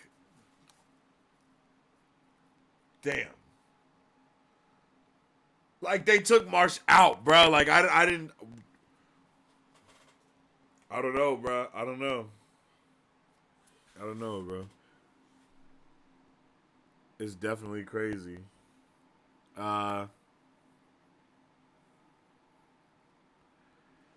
So sad, bro. So sad, bro. It was sad that Kelsier and Ben had to walk in on that, you know? Like, that shit was sad. I felt worse. He says Marsh knew everything, Docs. They broke him before they killed him. That's how Inquisitors work, yo. And I was like, damn. That's just crushing, bro. That's just crushing.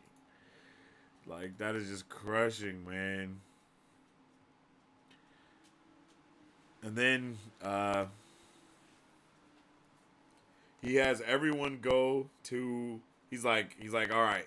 They basically initiate a contingency plan for everyone to fall back to a certain layer, and then and then Kelsier is like, yo, they hit me where it couldn't have hurt worse, so I'm going to do likewise. And it's like, damn, bro. Like, bro, he was really, damn. Like, and bro did, right? Immediately after that, we see the point of view of some dude named Waylon. I don't know who the hell Waylon is. And I'm immediately like, what the hell is going on here, bro? I'm like, who? I think my margin was, who the f is Waylon? And then he was like, yo, I must keep going. He's climbing through. He's walking through these things. And he finds a body. He finds a body as he's climbing. a corpse, and it says that, you know, bodies weren't uncommon in the tight caves. Some of the corpses were fresh, most were simply bones. Often, Waylon wondered if the dead ones weren't really the lucky ones. Must keep going. And he keeps going and he keeps going, and then he sees something. He found something. His hand quivered with anticipation as he felt the crystal's buds. Yes, yes, that was them. They grew in a wide circular pattern on the wall. They were small at the edges, but got gradually bigger near the center. At the direct middle of the circular pattern, the crystals curved inwards, following a pocket-like hollow in the wall. Here, the crystals grew long, each one having a jagged, sharp edge, like teeth lining the maw of a stone beast. Taking a breath and praying to the Lord Ruler, Waylon rammed his hand into the fist-sized circular opening. He ignored the pain, forcing his arm in further. The crystals ripped his arm, tearing long, shallow gashes in his skin, up to his elbows, searching with his finger for...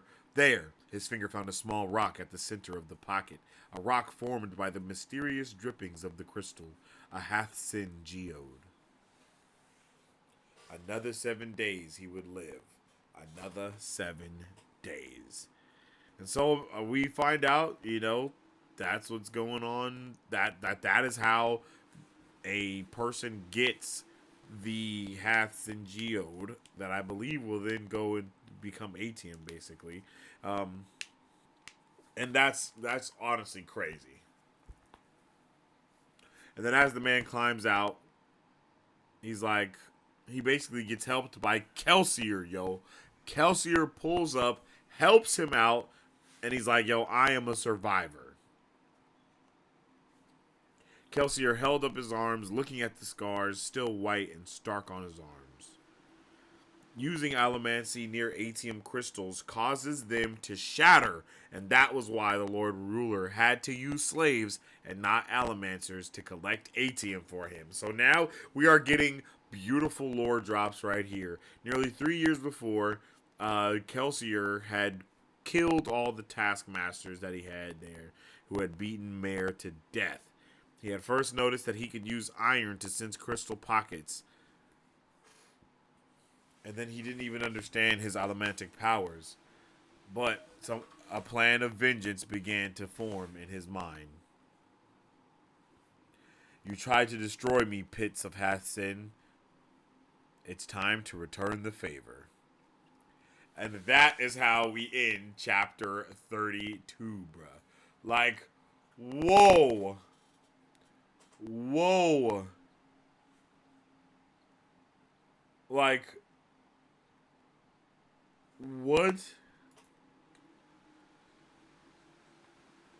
Like, what's going on?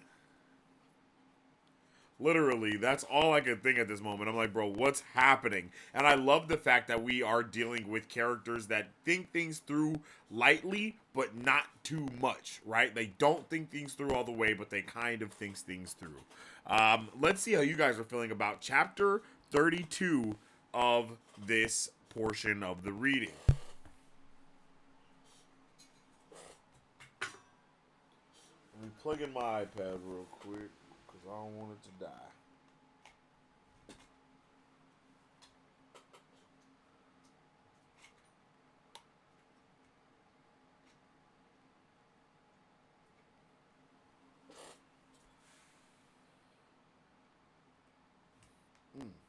Bam. Plug it in, plug it in. And please, let's just...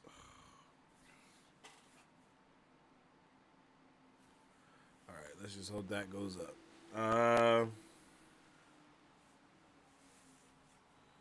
Let's see. I love seeing Ellen truly have his eureka moment. Yeah, the eureka moment for him is solid. Staff morally is one of the worst characters. Oh, he definitely has to suck. I could definitely see that. I could definitely see that he's the worst character. And yeah, the Lord Ruler is 100% giving colonizer, my guy. Like he quite literally ended religions and other things around that. You know what I mean? He literally ended religions. Like that's wild. It's definitely a bad look. Like 100% it's a bad look. Regrets about Marsh slander yet? All I'm gonna say is it's possible. It's possible that that body wasn't him. I mean, it didn't have like any distinctive Marsh features.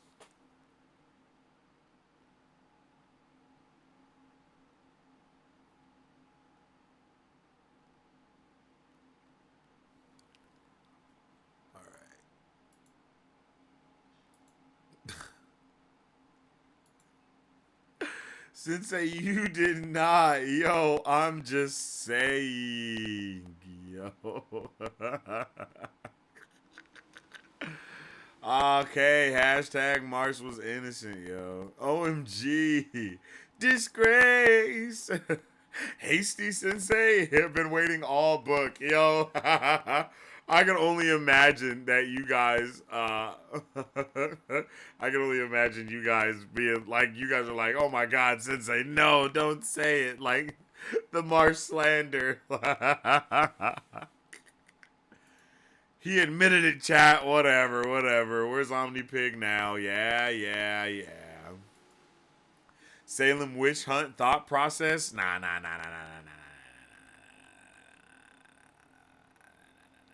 Bro was mad.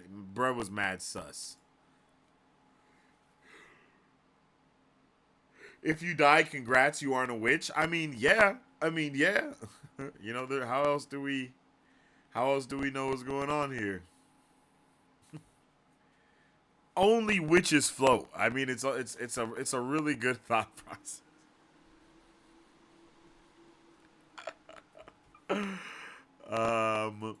Face the justice of OmniPig.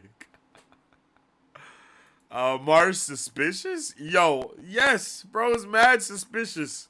They said bro looked like a damn not obligator. Inquisitor, didn't they? No, maybe they did say he looked like an obligator.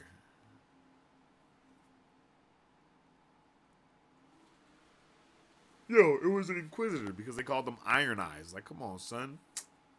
Iron Eyes? Iron Eyes isn't suspicious? Come on, G. It was a major surprise when I read the book. Okay, I'm just happy I'm not the only one that was like, damn, they do good, bro. The brothers had a tenuous relationship, but they did love each other. Oh, yeah, they loved each other very, very much. I mean, that's why they were both, you know, they were both, yeah, they were both in it for each other just as much. Watching Kel break down over Marsh hits different. For real. The cope is real. The body was ID'd by Marsh's closest living relative. I mean, how dark do I want to get right now? I mean, like, it's not like, how? How do you identify a filleted body? How? Like, you can say I'm coping, but it's not like they can't just find another dude with the same type of build and just cut all his skin off. You know? And then Marsh is just in the clear to live and be a traitor another day. But you guys are probably right. I'm just saying, though. I'm just saying. Hey. It might be a bad... Hey.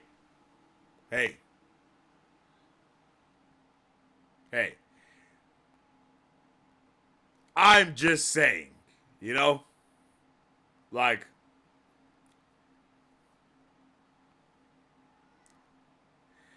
Bruh's body is filleted, my G. He is not You know, you know. He is filleted like a fish sandwich from McDonald's. Like you don't know who that is.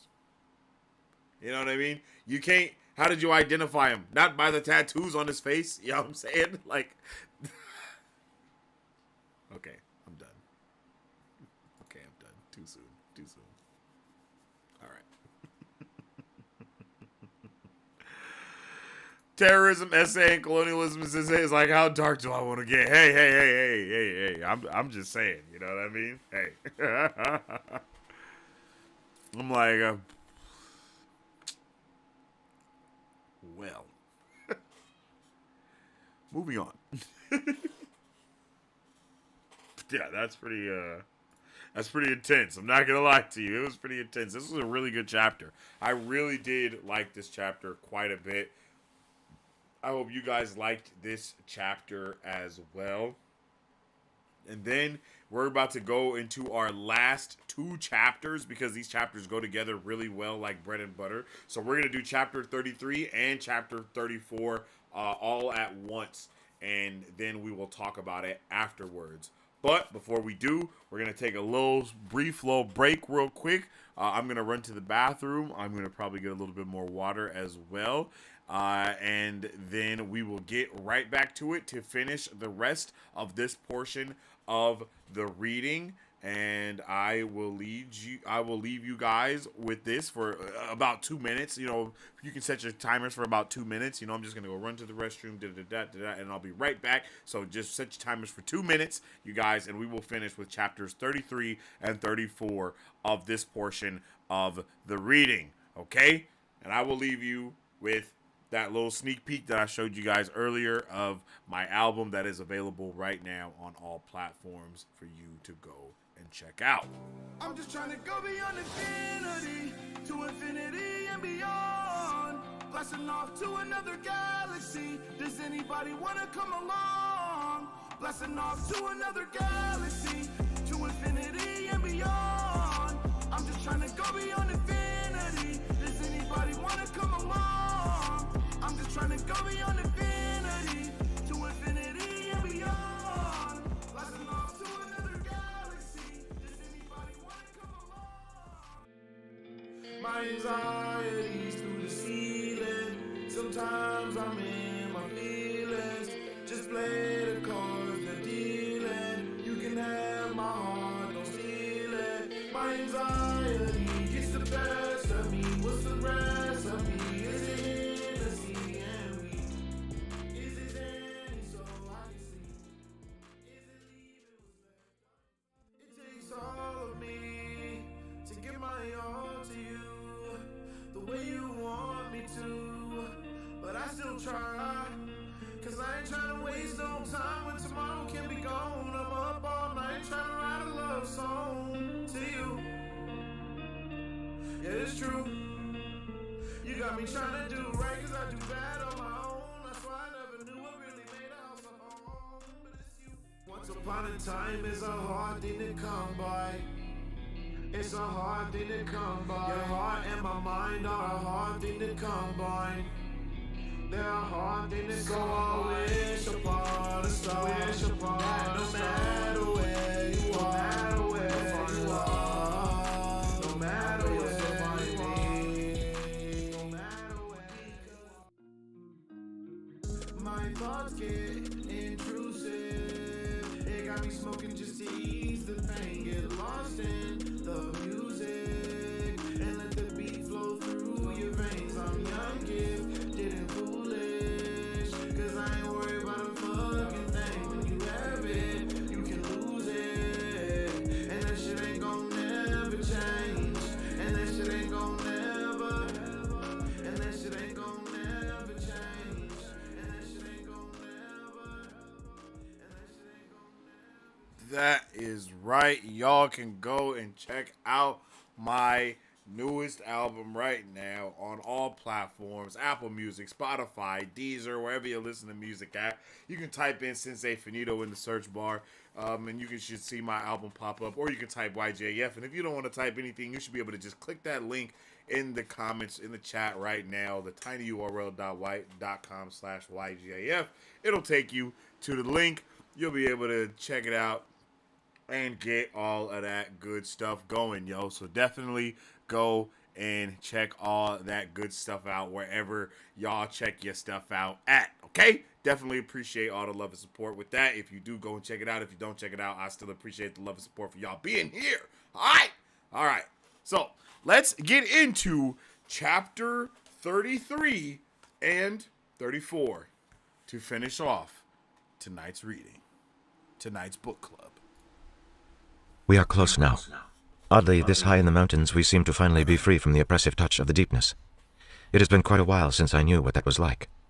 The lake that Fedek discovered is below us now. I can see it from the ledge. It looks even more eerie from up here, with its glassy, almost metallic sheen. I almost wish I had let him take a sample of its waters. Perhaps his interest was what angered the mist creature that follows us. Perhaps that was why it decided to attack him, stabbing him with its invisible knife. Strangely, the attack comforted me. At least I know that since another has seen it, that means I'm not mad. 33.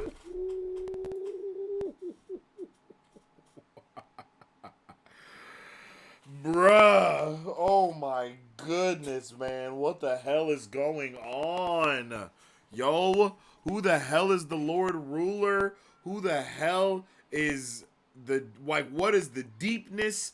Like, what is everything, yo? What's going on? I'm so confused. The Lord Ruler has me so confused about this shit, man. Especially because he talks about, when he says the deepness, he mentions the oppressive touch of the deepness, right? The oppressive touch is basically the exact way that Vin explains what happens when the Lord Ruler is around. That he has an oppressive touch on her emotions, on what's going on. She can still feel him there. Like, jeez, bro, what? Like, what? What's going on? And then they talk about the mist creature that I do believe is the mist wraith. But they said that it stabbed somebody with an invisible knife, so not sure what's going on there. And well, when we get into the book, when we start back with everybody else, we see that Vin is basically asking what's next. Everybody is kind of like, now everyone does kind of seem to feel like it's all over for real this time. Like, we're really done. Like, there is nothing else that's going to go on. Breeze even says, perhaps it is time to pack up the operation. We tried hard, and considering the fact that our original plan of gathering the army ended up so dreadfully, I'd say that we've done quite a marvelous job. And they even make the note of saying, you know what I mean? It's not like they're forgetting about Marshall by any means. It's just that there's shit going on that they got to do. You know what I mean? They gotta focus on what's happening at hand right now.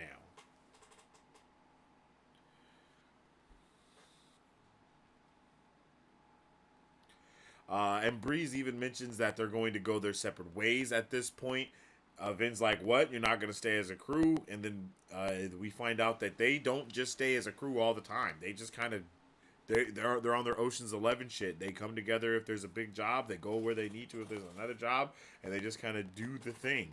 And Bree says, we'll never get to ATM now. Even though Kelsier's words of altruism and working to help the ska were well and good, I was still hoping that we'd get to take a swipe at that treasury. So everyone really was in on it for their own ways, for their own reasons. To really get locked in and to really understand what's going on.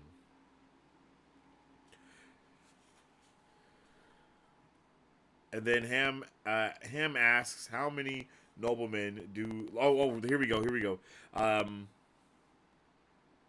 It says Vin smiles at the familiar sense of banter. There was a sense of mourning regarding Marsh, but these were men who knew how to move on despite their losses. And that way, they really were like Scott after all. Like, just a nice little callback. Just a nice little bring it back around to, something that we were talking about previously, earlier. And it's just a beautiful notion, a beautiful standpoint. Let's see.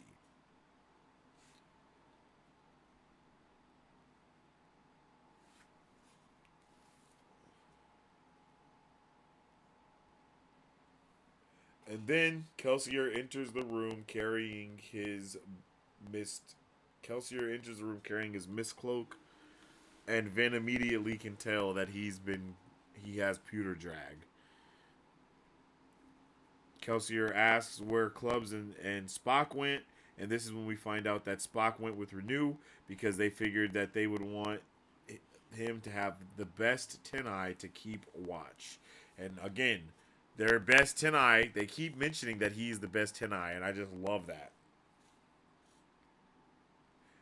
And my margin right there was, oh no. Oh no.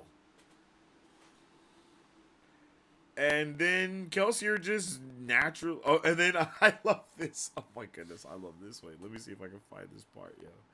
Because I love this right here.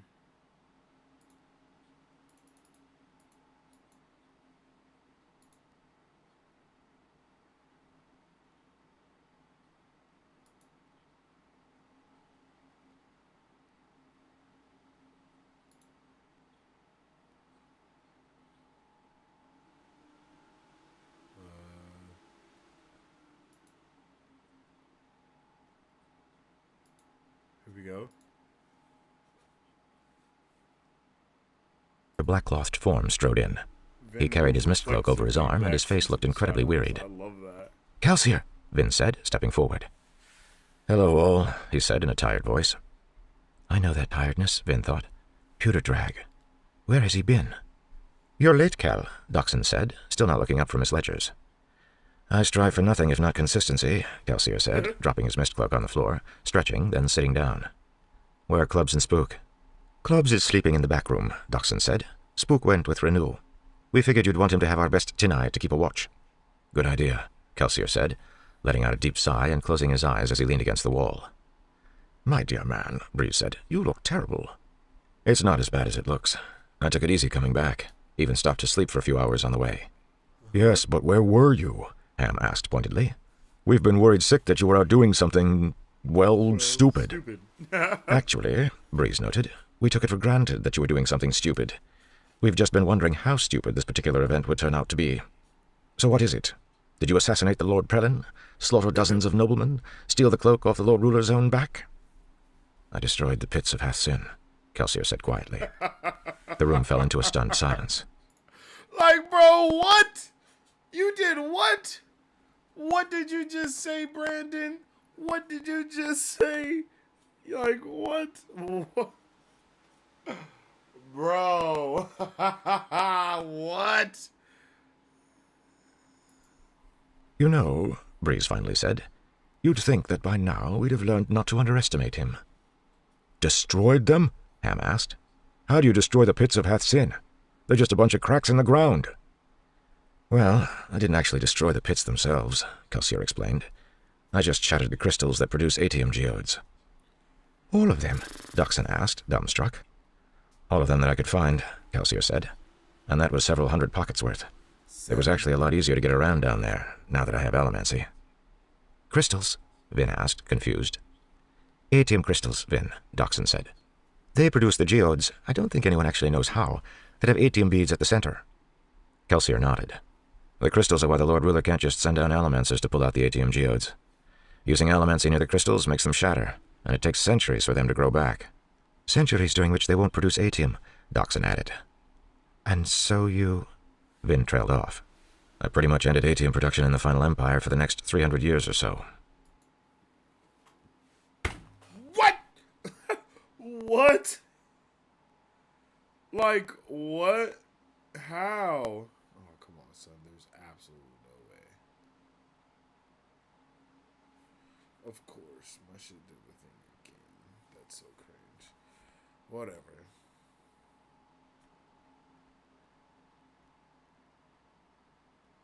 How? I don't understand. It just stopped. It just like erases my notes from a certain point, and it's like, bro, come on, G. That shit is.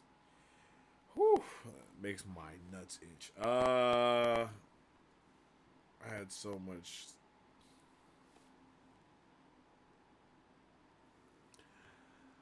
Of course, it deletes everything for 33 and 34. Come on, son. But yeah, so we find that out. You know, Kelsier's just doing Kelsier things. Yet another act of blatant terrorism. I mean, you know, literally attacking the economy, attacking the class system, and having them go against each other. Like, it's legit. It's legit. It's pretty legit, man. And Kelsey was like, all right, we'll talk tomorrow.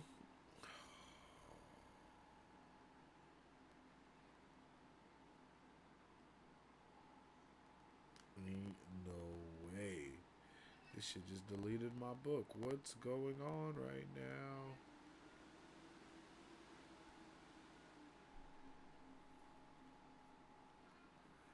All right, son. They just don't want to see me winning. That's all. They don't want to see me winning, bruv. I don't know why.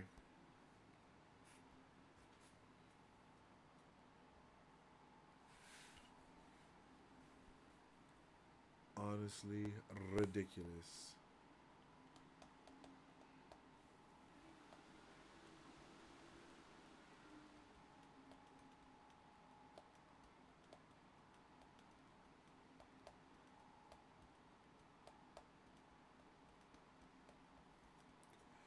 Come on, open the damn book.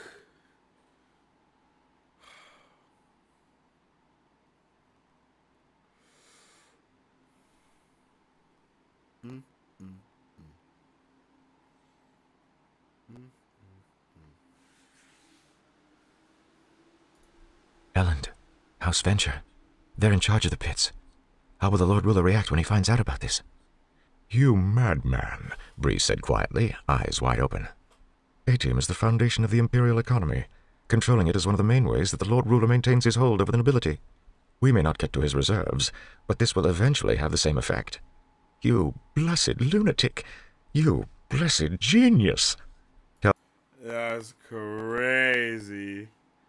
That's crazy. He really thought it through, yo.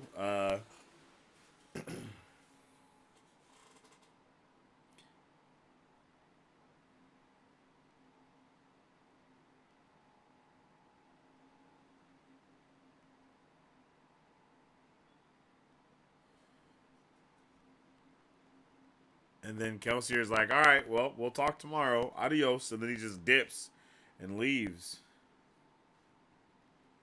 It's like, damn, all right.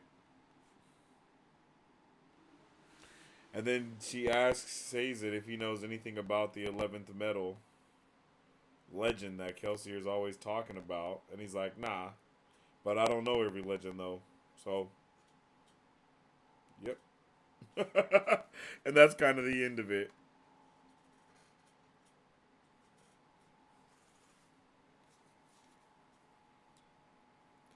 And then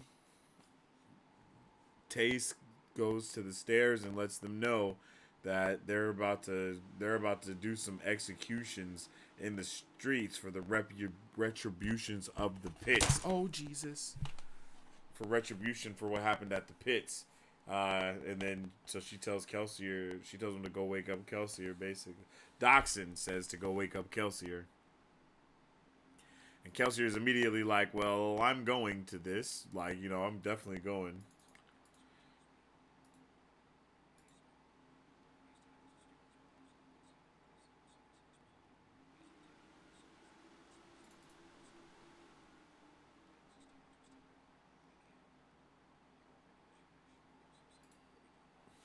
Yeah, he's like, I'm there.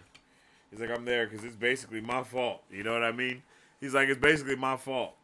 The least that we can do is watch them die.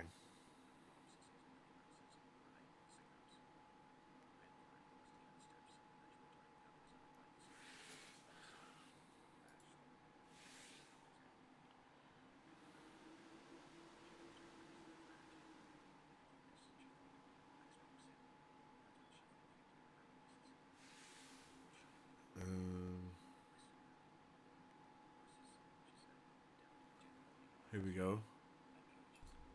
Carts, Kelsier said, turning toward the side of the street. The prisoner carts. They're coming this way.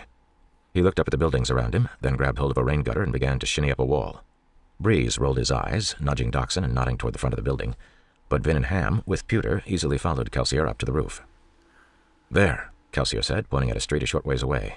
Vin could just barely make out a row of barred prison carts rolling toward the square. Doxson and Breeze entered the slanted rooftop through a window. Kelsier remained where he was, standing by the roof's lip, staring out at the prison carts. Oh, shit. Kel, Ham said warily. What are you thinking? We're still a short distance from the square, he said slowly, and the Inquisitors aren't riding with the prisoners. They'll come down from the palace like last time. There can't be more than 100 soldiers guarding those people. 100 men are plenty, Kel, Ham said. Kelsier didn't seem to hear the words. He took another step forward, approaching up onto the roof's edge. I can stop this. I can save them. Vin stepped up beside him. Kel, there might not be many guards with the prisoners, but the Fountain Square is only a few blocks away. It's packed with soldiers, not to mention the Inquisitors. Ham, unexpectedly, didn't back her up. He turned, glancing at Doxson and Breeze. Dox paused, then shrugged. Are you all crazy? Vin demanded. Wait a moment, Breeze said, squinting. I'm no tin-eye, but don't some of those prisoners look a bit too well-dressed? Kelsier froze, then he cursed. Without warning, he jumped off the rooftop, dropping to the street below. Kel, Vin said. What? Then she paused, looking up in the red sunlight, watching the slowly approaching procession of carts. Through tin-enhanced eyes, she thought that she recognized someone sitting near the front of one of the carts. Oh, my God. Spook. Bruh! Oh, goodness. Oh, goodness. Oh, my God. I was like, oh, no. Oh, no. I just was sick right here, yo. Like, I'm sick. I'm sick right now. It's about to go down. Kelsier, what's going on? Vin demanded, dashing down the street behind him. He slowed just a bit. I saw Renew and Spook in that first cart. The Ministry must have hit Renew's canal procession. The people in those cages are the servants, staff, and guards we hired to work at the mansion. The canal procession, Vin thought. The Ministry must know that Renew was a fake. Marsh broke after all. Behind them, Ham appeared out of the building and the way that they just say, Marsh broke after all, like, damn, yo, that is brutal. Like, what the hell? That is so brutal. Oh, my God. Onto the street. Breeze. So, I mean, technically, he wasn't traded. Just and saying. Doxson were slower in coming. We have to work quickly, Kelsier said, picking up his pace again. Kel, Vin said, grabbing his arm. Kelsier, you can't save them. They're too well guarded. And it's daylight in the middle of the city. You'll just get yourself killed. He paused, halting in the street, turning in Vin's grasp. He looked into her eyes, disappointed. You don't understand what this is all about, do you, Vin? You never did. I let you stop me once before on the hillside by the battlefield. Not this time. This time I can do something. Oh my goodness, bro. Like, he has such a sense of... But, just he shook his arm passion. free. You still have some things to learn about friendship, Vin. I hope someday you realize what they are.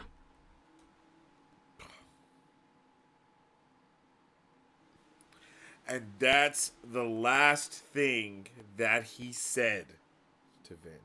Then he took off, charging in the direction of the carts. Ham barreled past Vin, heading in a different direction, pushing his way through Ska on their way to the square. Vin stood stupidly for a few moments, standing in the falling ash as Doxson caught up to her. It's insanity, she mumbled.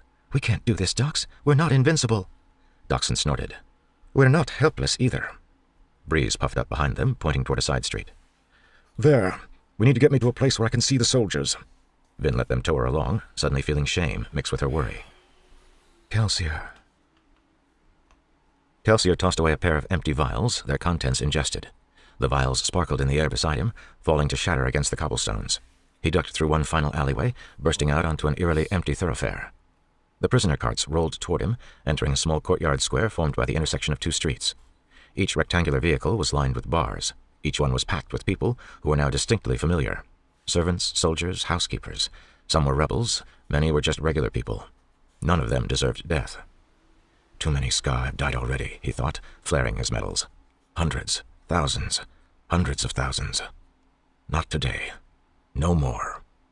He dropped a coin and jumped, pushing himself through the air in a wide arc. Soldiers looked up, pointing. Kelsier landed directly in their center. There was a quiet moment as the soldiers turned in surprise.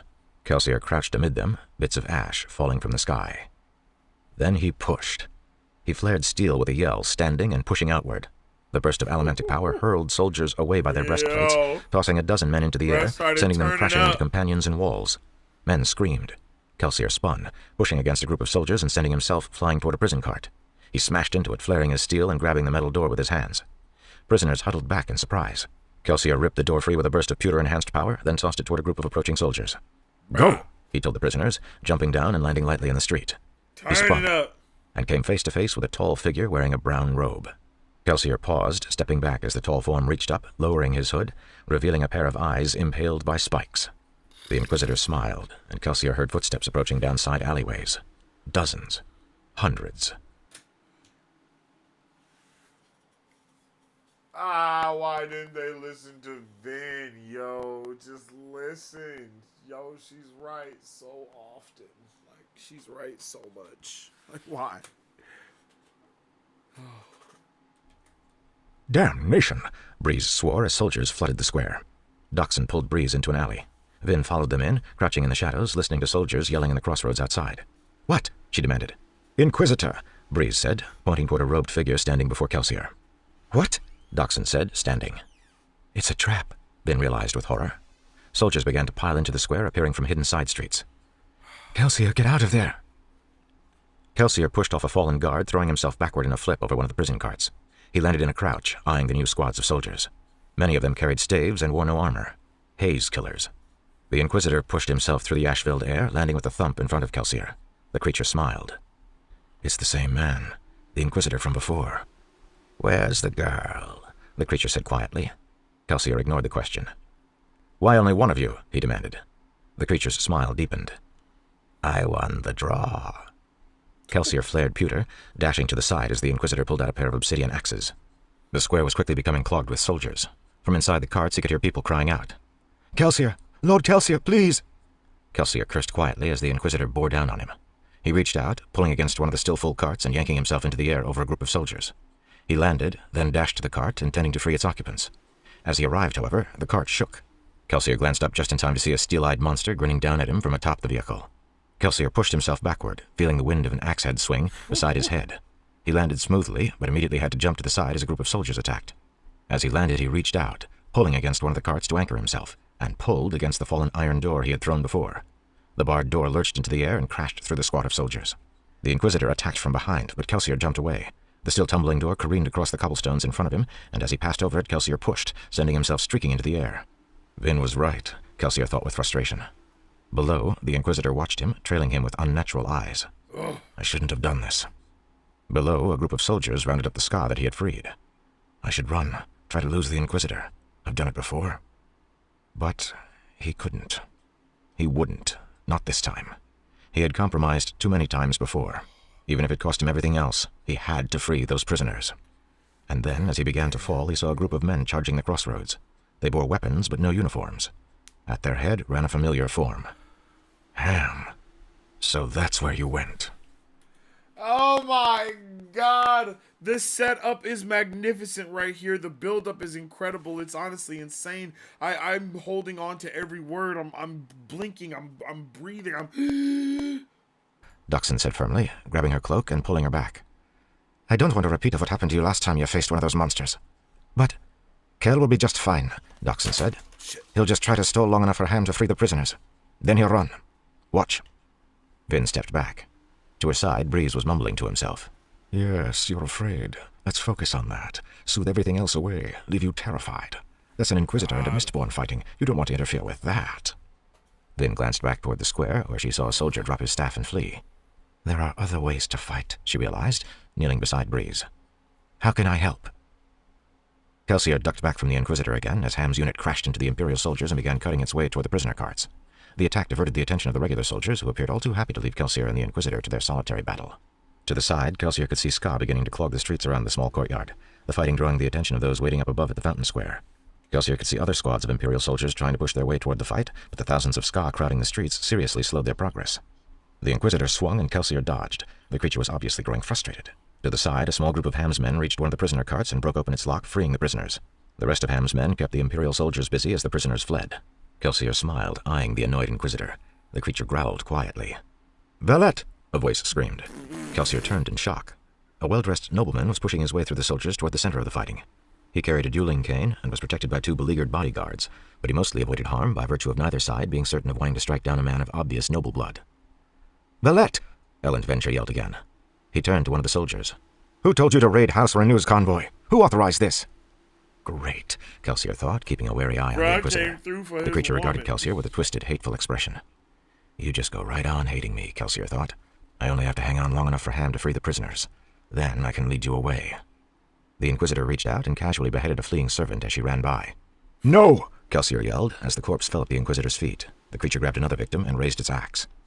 "All right," Kelsier said, striding forward, pulling a pair of vials from his sash. "All right. You want to fight me? Come on." The creature smiled, pushing the captured woman aside and striding toward Kelsier. Kelsier flicked the corks off and downed both vials at once, then tossed them aside. Metals flared in his chest, burning alongside his rage. His brother dead, his wife dead, family, friends, and heroes, all dead. "You push me to seek revenge?" he thought. "Well, you shall have it."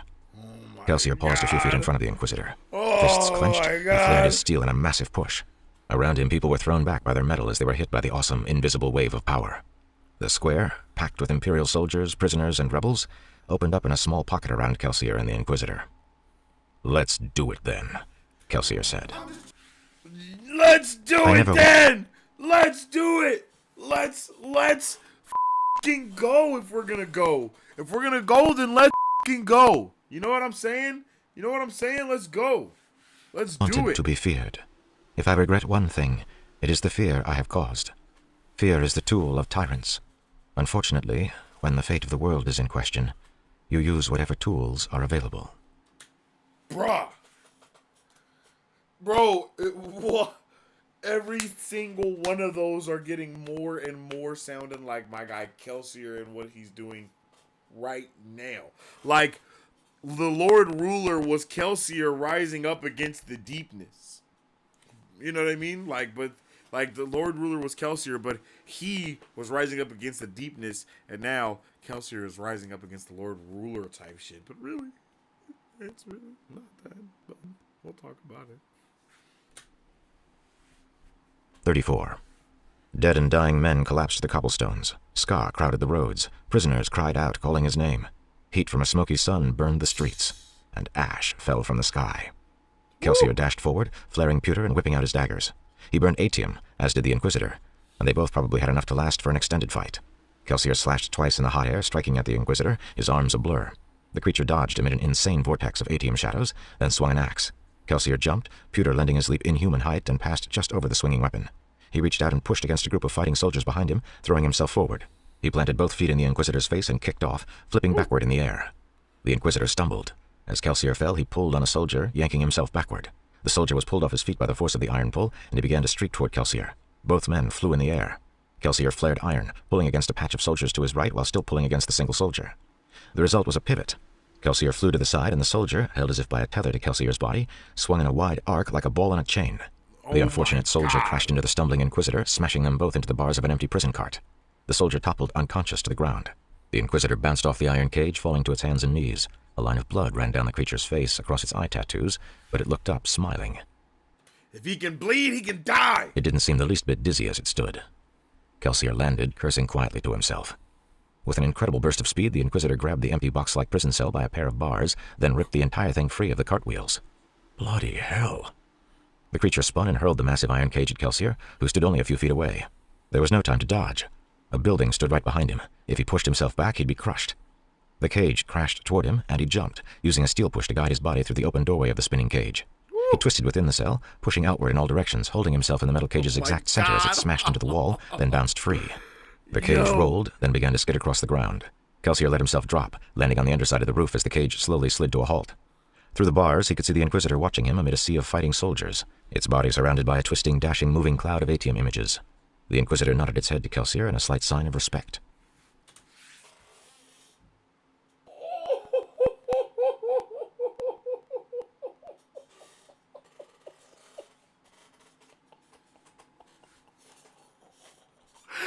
Person, I my G. Kelsier pushed out with a yell, flaring pewter to keep from crushing himself. The cage exploded, the metal top flipping into the air, the bars ripping free and bursting outward. Kelsier pulled the bars behind him and pushed the ones in front of him, sending a stream of metal shooting toward the Inquisitor. The creature raised a hand, expertly dividing the large missiles. Kelsier, however, followed the bars with his own body, shooting himself toward the Inquisitor with a steel push. The Inquisitor pulled himself to the side, using an unfortunate soldier as an anchor. The man cried out as he was wrenched away from his duel, but he choked off as the Inquisitor jumped, pushing against the soldier and crushing the man to the ground. Oh, shit. Oh, my goodness. I had no idea they were that strong. Like, he's like, boom, and they're just lifting off, and Brett's body's just, like, that's how I see it. Like, just... The Inquisitor shot into the air. Kelsier slowed himself with a push against a group of soldiers, tracking the Inquisitor. Behind him, the top of the cage crashed back to the ground, throwing up chips of stone. Kelsier blasted against it and hurled himself upward after the Inquisitor. Flakes of ash streaked past him. Ahead, the Inquisitor turned, pulling against something below. The creature switched directions immediately, instead hurling toward Kelsier. Head-on collision. Goodness. Bad idea for the guy without spikes in his head. Kelsier frantically pulled against a soldier, lurching downward as the Inquisitor passed diagonally overhead. Kelsier flared pewter, then crashed into the soldier he had pulled up toward him. The two of them spun in midair. Fortunately, the soldier wasn't one of Ham's. "Sorry, friend," Kelsier said conversationally, pushing himself to the side. The soldier shot away, eventually smashing into the side of a building as Kelsier used him to soar over the battlefield. Below, Ham's main squad had finally reached the last prison cart. Unfortunately, several more groups of Imperial soldiers had pushed their way through the gawking ska crowds. One of them was a large team of archers, armed with obsidian-tipped arrows. Kelsier cursed, letting himself fall. The archers set up, obviously preparing to fire straight into the fighting crowd. They would kill some of their own soldiers, but the brunt of their attack would be borne by the fleeing prisoners. Kelsier dropped to the cobblestones. He reached to the side, pulling against some discarded bars from the cage he had destroyed. They flew toward him. The archers drew, but he could see their ATM-tipped shadows. Kelsier released the bars and pushed himself to the side just slightly, allowing the bars to fly between the archers and the fleeing prisoners. The archers fired. Kelsier grabbed the bars, flaring both steel and iron, pushing against one tip of each bar and pulling against the opposite tip. The bars lurched in the air, immediately beginning to spin like furious lunatic windmills. Most of the flying arrows were sprayed to the side by the spinning rods of iron. The bars clanged to the ground amid the scattered, discarded arrows. The archers stood, stupefied, as Kelsier jumped to the side again, then pulled lightly on the bars, flipping them up into the air in front of him. He pushed, sending the bars crashing toward the archers. He turned away as men screamed and died, his eyes seeking his true foe. Where is that creature hiding? Oh my goodness. The way bro is being... Oh, bro's cooking. Bro is cooking, man. It's kind of insane. Last prisoner cart, the one with pushes. Ham simply attacked with raw strength and speed, throwing enemy soldiers out of his way, laying waste to their ranks, leading his squad of 50 men toward the final prison cart. As they reached it, Ham stepped back to fight off a group of enemy soldiers as one of his men broke the cart's lock. Kelsier smiled with pride, eyes still searching for the Inquisitor. His men were few, but the enemy soldiers seemed visibly unsettled by the Ska rebels' determination. Kelsier's men fought with passion. Despite their other numerous hindrances, they still had this one advantage. This is what happens when you finally convince them to fight. This is what hides within them all. It's just so hard to release. Renew exited the cart, then stepped to the side, watching as his servants rushed free from their cage. Suddenly, a well-dressed figure burst from the melee, grabbing Renew by the front of his suit. "Where's Valette?" Ellen Venture demanded, his desperate voice carrying to Kelsier's tin-enhanced ears. "Which cage was she in?" "Kid, you're really starting to annoy me, Kelsier." This dude, what the hell are you doing? Ellen, do you not see what's going on, bro? Bro, he really must love Vin, bro, because my guy, well, you see an Inquisitor and a Mistborn fighting in the middle of the street in broad daylight, and you run towards it. Kelsier thought, pushing himself a path through the soldiers as he ran toward the cart. The Inquisitor appeared, leaping out from behind a pile of soldiers. It landed on top of the cage, shaking the entire structure, an obsidian axe grasped in each claw-like hand. The creature met Kelsier's eyes and smiled, then dropped from the cage and buried an axe in Renew's back. Oh. The convert jerked, eyes opening wide. The Inquisitor turned toward Ellen next. Kelsier wasn't certain if the creature recognized the boy. Perhaps the Inquisitor thought Ellen to be a member of Renew's family. Perhaps it didn't care. Kelsier paused for just a moment. The Inquisitor raised his axe to strike. She loves him. Kelsier flared steel within, stoking it, raging it until his chest burned like the ash mounts themselves. He blasted against the soldiers behind him, throwing dozens of them backward, and streaked toward the Inquisitor. He crashed into the creature as it began to swing. The discarded axe clicked against the stones a few feet away. Kelsier gripped the Inquisitor by its neck as the two hit the ground. Then he began to squeeze with pewter-enhanced muscles. The Inquisitor reached up, grabbing Kelsier's hands, desperately trying to force them apart. Marsh was right, Kelsier thought through the chaos. It fears for its life. It can be killed. The Inquisitor gasped raggedly, the metal spikeheads protruding from its eyes just inches from Kelsier's face. To his side, Kelsier saw Ellen Venture stumble back. "The girl is fine," Kelsier said through gritted teeth. "She wasn't on the Renew barges. Go!" Ellen paused uncertainly. Then one of his bodyguards finally appeared. The boy let himself get dragged away. "Can't believe I just saved a nobleman," Kelsier thought, struggling to choke the Inquisitor. "You'd better appreciate this girl." Slowly, with straining muscles, the Inquisitor forced Kelsier's hands apart. The creature began to smile again. "They're so strong." The Inquisitor pushed Kelsier back, then pulled against a soldier, yanking itself in a skidding motion across the cobblestones. The Inquisitor hit a corpse and flipped backward, up to its feet. Its neck was red from Kelsier's grip, bits of flesh torn by his fingernails, but it smiled still. Kelsier pushed against a soldier, flipping himself up as well. To his side, he saw Renew leaning against the cart. Kelsier caught the Conjurer's eyes and nodded slightly. Renew dropped to the ground with a sigh, axe in his back. "Kelsier!" Ham yelled over the crowd. "Go!" Kelsier told him. "Renew is dead." Ham glanced at Renew's body, then nodded. He turned to his men, calling orders. "Survivor," a rasping voice said. Kelsier spun. The Inquisitor strode forward, stepping with Pewter's lithe power, surrounded by a haze of Atium shadows. "Survivor of Hathsin," it said. "You promised me a fight. Must I kill more Ska?" Oh my Kelsier flared his goodness, metals. this is so "I fire. never said we were done." Then he smiled. He was worried, he was pained, but he was also exhilarated. All of his life there had been a piece of him that had wished to stand and fight. He'd always wanted to see if he could take an Inquisitor. Chat.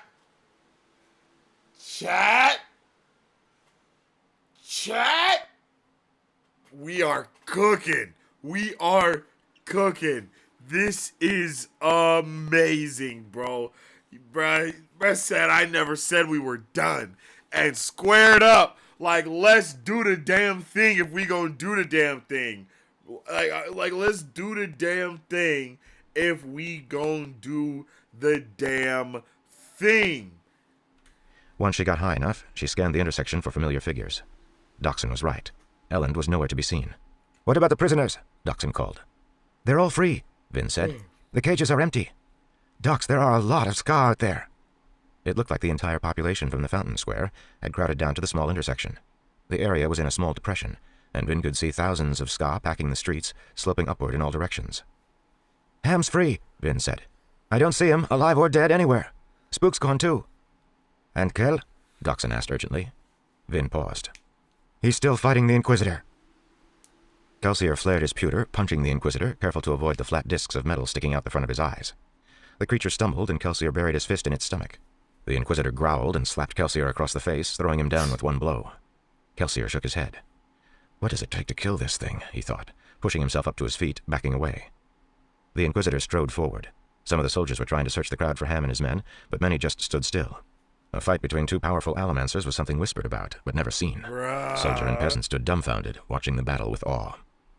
"He's stronger than I am," Kelsier acknowledged, watching the That is so freaking dope, bruh.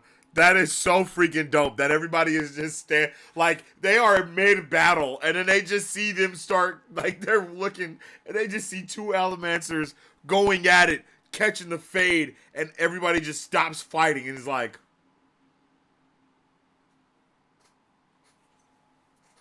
oh, like, bro, let's Inquisitor go. warily. But strength isn't everything. Kelsier reached out, grabbing smaller metal sources and pulling them away from their owners. Metal caps, fine steel swords, coin pouches, daggers. He threw them at the Inquisitor, carefully manipulating steel pushes and iron pulls, and kept his Atium burning so that each item he controlled would have a fanning multitude of Atium images in the Inquisitor's eyes. The Inquisitor cursed quietly as it deflected the swarming bits of metal. Kelsier, however, just used the Inquisitor's own pushes against it, pulling each item back, whipping them around at the creature. The Inquisitor blasted outward, pushing against all the items at once, and Kelsier let them go. As soon as the Inquisitor stopped pushing, however, Kelsier pulled his weapons back. The Imperial soldiers formed a ring, watching warily. Kelsier used them, pushing against breastplates, lurching himself back and forth in the air. The quick changes in position let him move constantly, disorienting the Inquisitor, allowing him to push his different flying pieces of metal where he wanted them. "Keep an eye on my belt buckle," Doxson said, wobbling slightly as he clung to the bricks beside Vin. "If I fall off, give me a pull to slow the fall, eh?" Vin nodded, but she wasn't paying much attention to Dox. She was watching Kelsier. "He's incredible." Kelsier lurched back and forth in the air, his feet never touching the ground. Bits of metal buzzed around him, responding to his pushes and pulls. He controlled them with such skill one would have thought they were living things. The Inquisitor slapped them away with a fury, but was obviously having trouble keeping track of them all. I underestimated Kelsier, Vin thought. I assumed that he was less skilled than the Mistings because he'd spread himself too thin. But that wasn't it at all. This is his specialty. Pushing and pulling with expert control. And iron and steel are the metals he personally trained me in. Maybe he understood all along. Ah! Yeah! Hell yeah! Hell yeah! Like, bruh is moving and shit. He's pulling a storm, whipping shit around him, throwing shit. Bro, brother,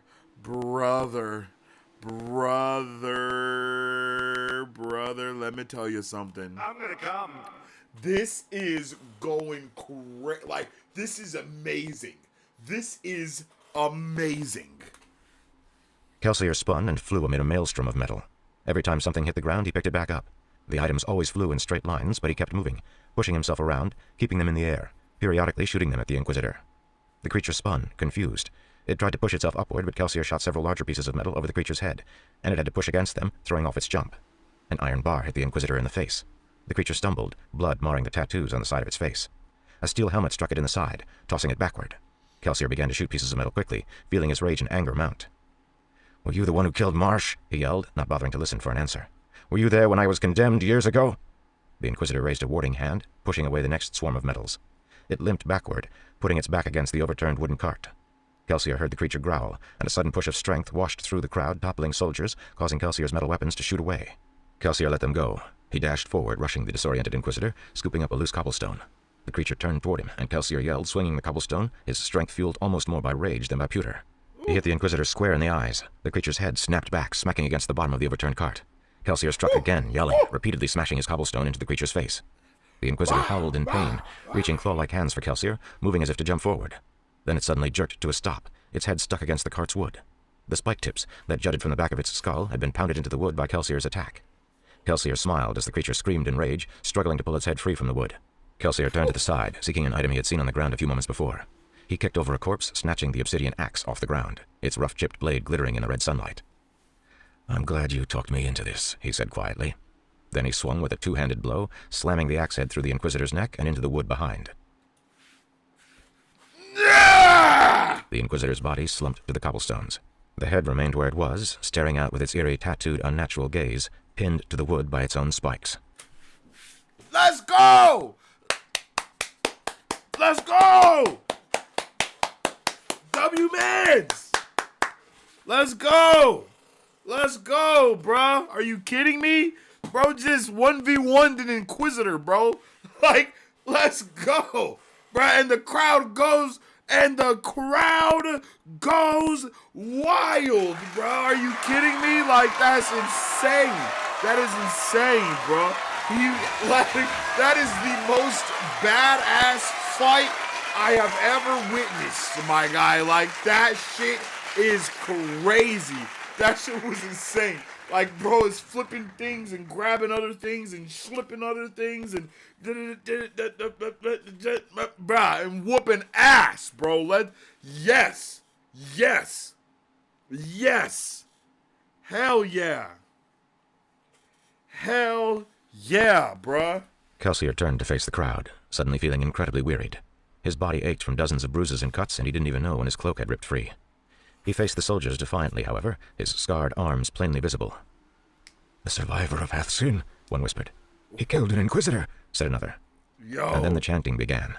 The ska in the surrounding streets began to scream his name. The soldiers looked around, realizing with horror that they were surrounded. The peasants began to press in, and Kelsier could feel their anger and hope. "Maybe this doesn't have to go the way I assumed," Kelsier thought triumphantly. "Maybe I don't have—" Then it hit. Like a cloud moving before the sun, like a sudden storm on a quiet night, like a pair of fingers snuffing a candle. An oppressive hand stifled the budding ska emotions. The people cringed and their cries died out. The fire Kelsier had built within them was too new. So close, he thought. Up ahead, a single black carriage crested the hill and began to move down from the fountain square. The Lord Ruler had arrived. We don't even get to enjoy, you know what I mean, the beautiful fight like that because it's immediate terror because the Lord Ruler pulled up. Oh my god.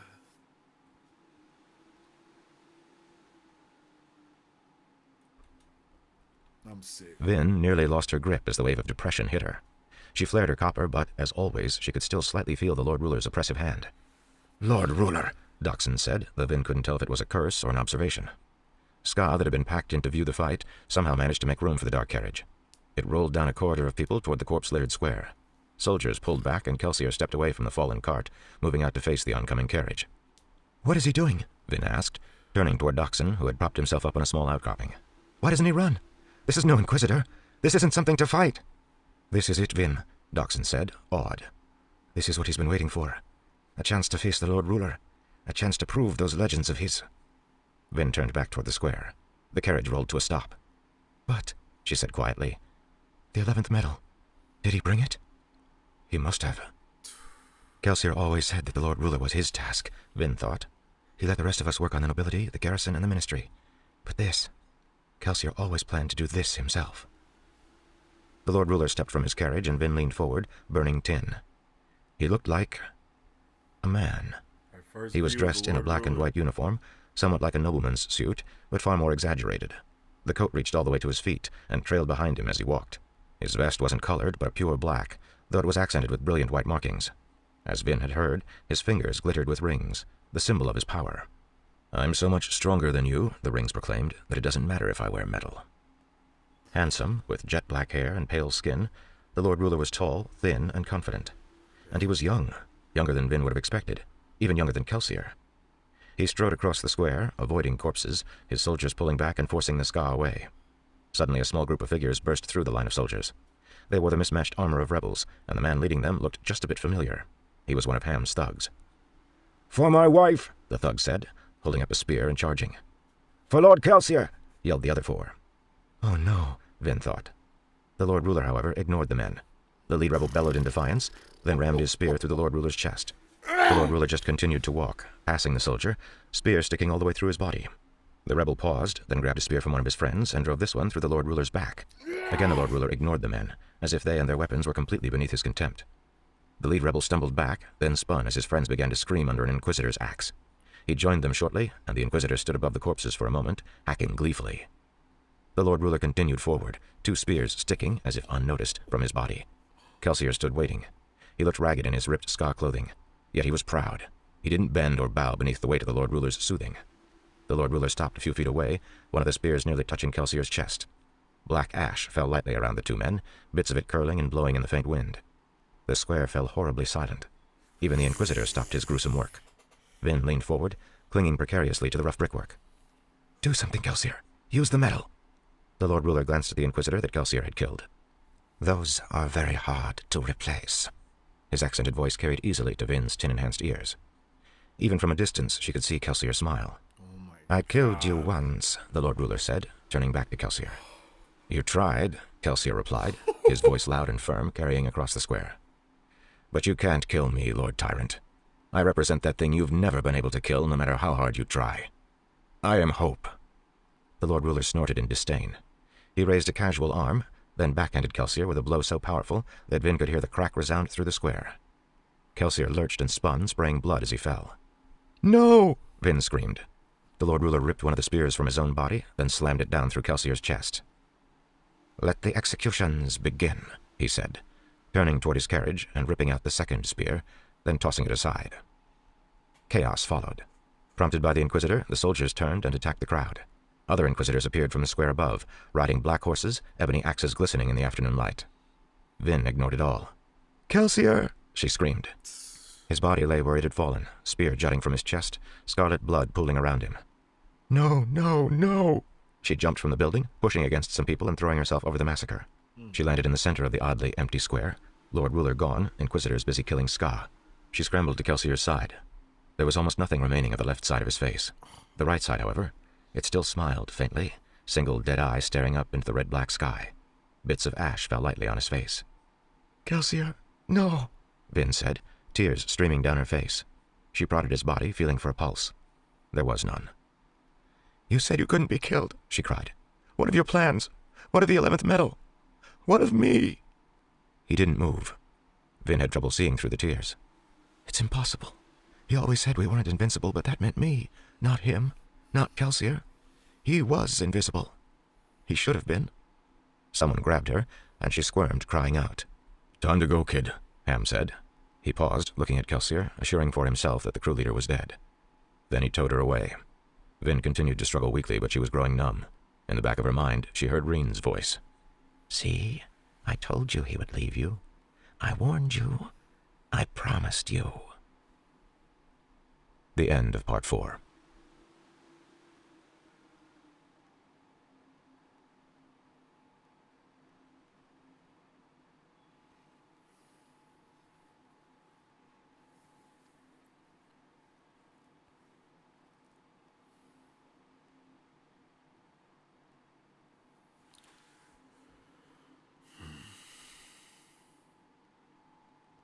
Damn.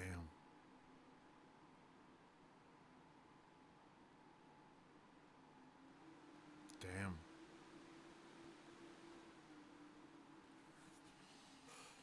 Damn.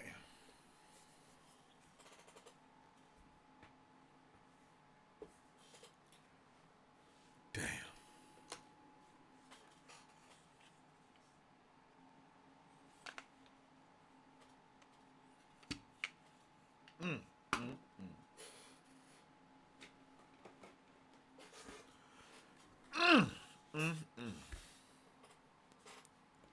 Oh.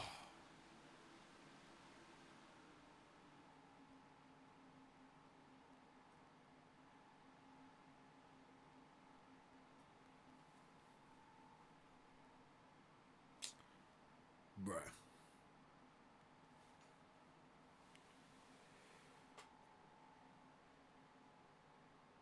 Damn.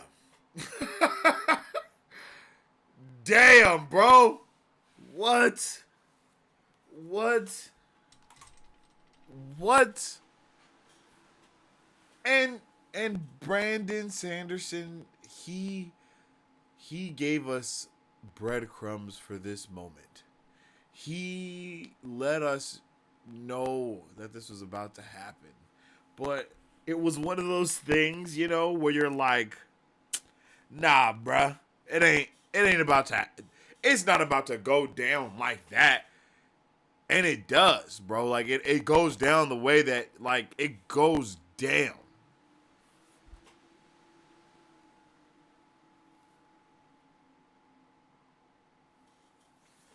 Bro legit went out the way that he wanted to.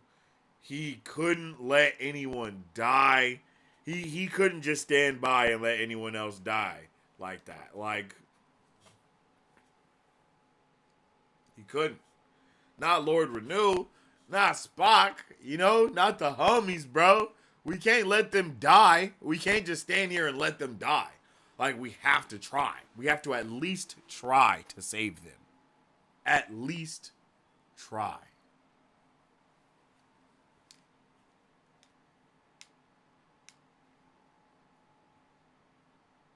And we didn't see Spock one time.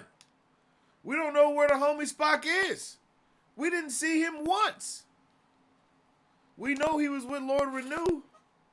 Lord Renew dead. Well, they say he might not be dead, but they say Lord Renew's dead, you know?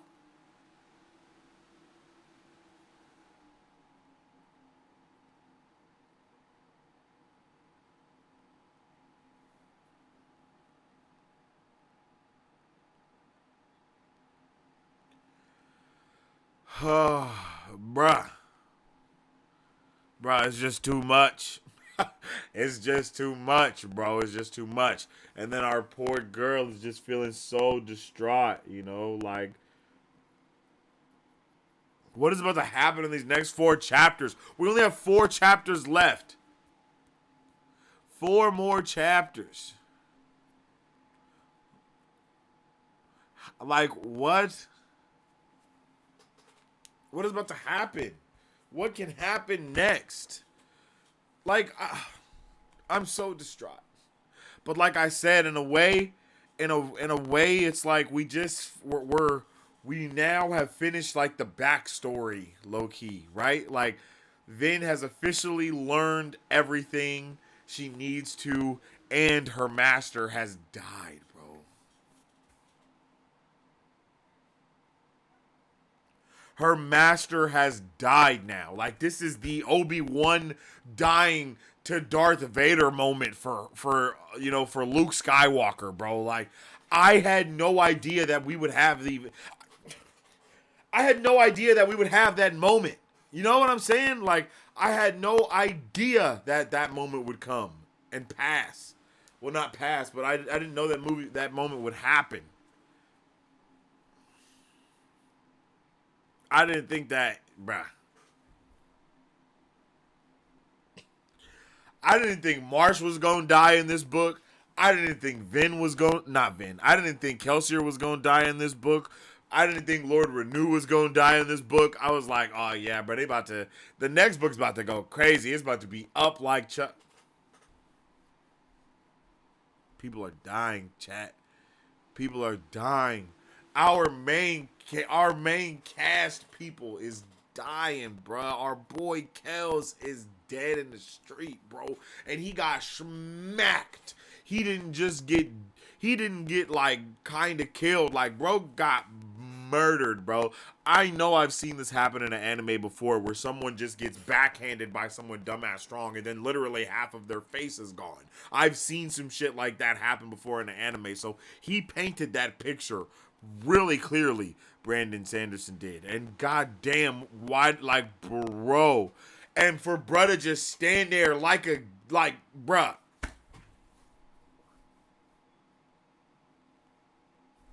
Bro stood there, and he did the damn thing. Like, he did the damn thing, unequivocally.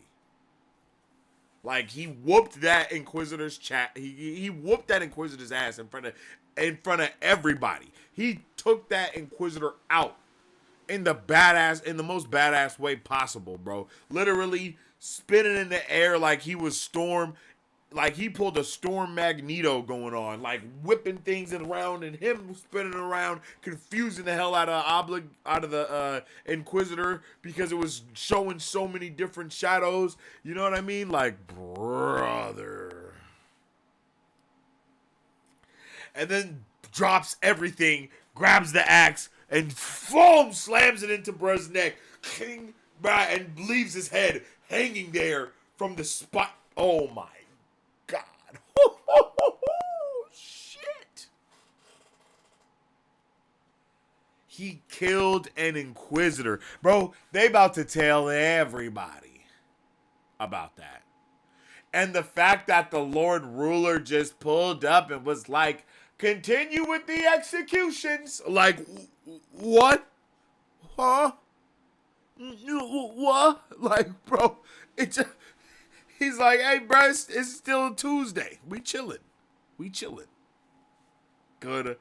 Good God, chat. How are we feeling? How do y'all feel? What do we do? How did you guys feel the first time you read this chapter? These two chapters. What was the feeling that you had as Kelsier was whooping ass and taking names? Did you think that he was about to die? Like, I did not think he was about to die up until the point where the Inquisitor pulled up. Like, once the Inquisitor started walking and they just was like, oh, he was a handsome man. I was like, oh, he's cooked, bro. I watch anime, bro. Like, he's cooked. It's over, bro. As soon as the villain just comes in, like that guy, and bro got skewered twice and just kept pushing like it was nothing. Damn. Rip.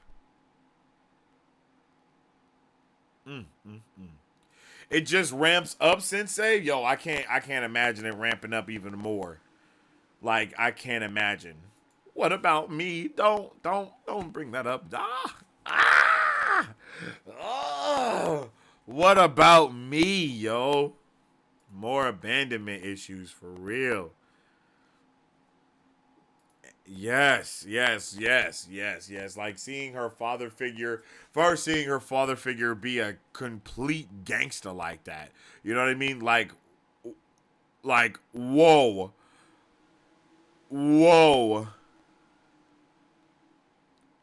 I saw it coming, but didn't want to see it. Yo, I didn't see it coming in the like. I saw it coming, but I was like, oh, like legit. I thought it was all foreshadowing for like book 2. That's literally what I thought. Especially with book 2 being called the Well of Ascension. All of this, I'm like, oh shit, bro. Like, you know what I mean? I'm like, oh yeah, bro. Like in book 2, we're gonna explore more about everything that's going on, and probably we'll see Kelsier demise there, and see what Vin is talking about, you know, actually building up a rebellion. All that happened like mid book 2 or something.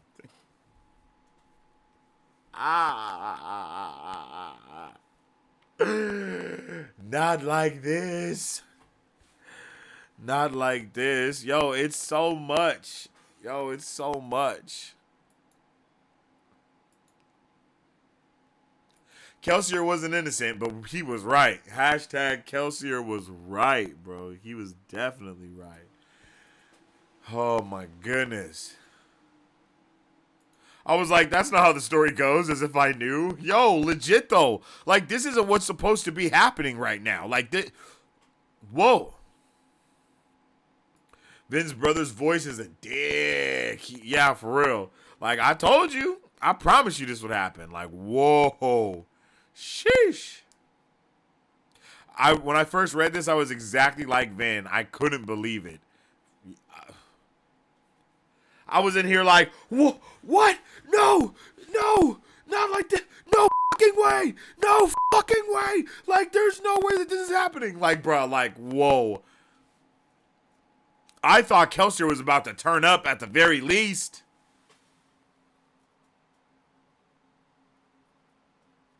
But I didn't even get a chance to attack. He didn't even get a chance to attack. Bro, just...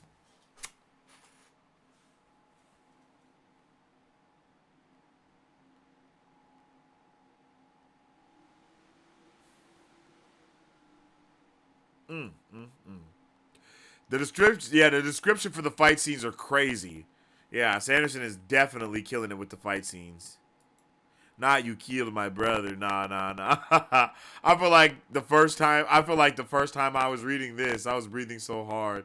I feel like the first time I read this, I was breathing so hard. How can you not though? It's like so much. It's a gut-wrenching thing. It gets the blood pumping. You're fighting. You're like it's like a play-by-play fight. Like, bro, how can you not? This is such a cinematic fight. Cinematic is definitely the perfect word for it. I was like what? I was turned up. I was turned up as Kelsier was fighting. I can't even pretend. This is the kickstart of the Sanderlanche. Man, I don't know what. I legit have no idea what could happen next. I joined in a fairly interesting part. You definitely did, Amberl. Hello there. You definitely did, Amberl. I hope you're having a good one. Watching them all die, not morbid at all. Yeah, what a crazy decision to make. Terrorism, rebellion, showing off, just Kelsier things, yo. I hope we get to see Vin be a terrorist now, too. Since they've been in the studio, something like that. You know, a little light work. Definitely check out, definitely go check out my album right now, available on all platforms, you feel me? You could go find it on any platform that you may be on, you know what I mean? Go ahead and tune in with it, you know, go ahead on. You can check it out, you know what I'm saying? It's there. It's definitely there.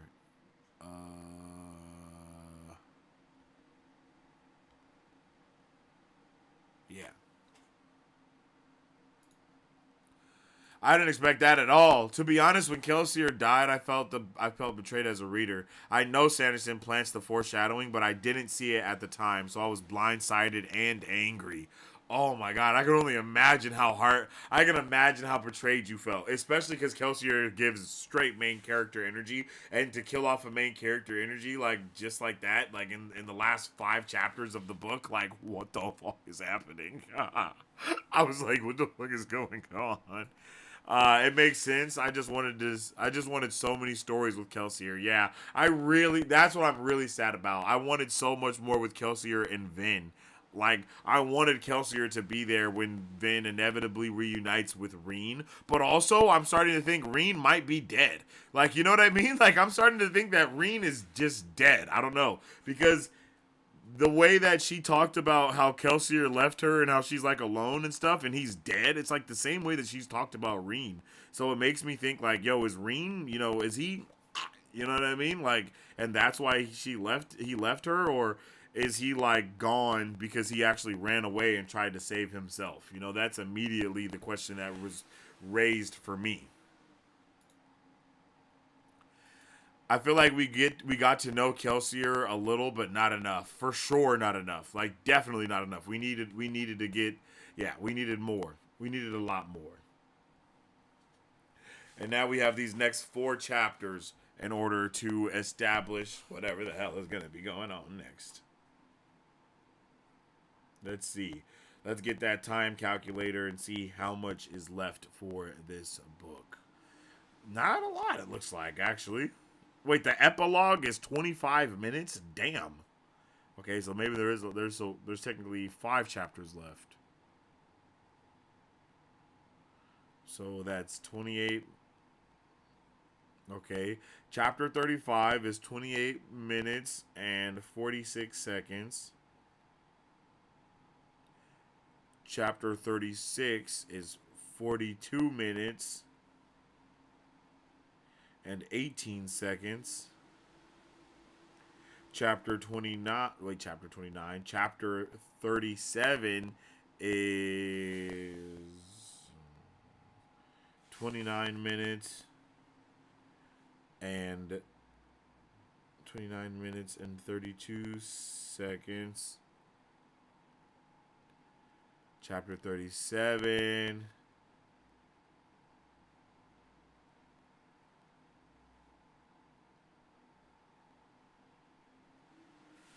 did I just say chapter 37? Yeah, I did. Chapter 38 is 33 minutes and 11 seconds. And then the epilogue is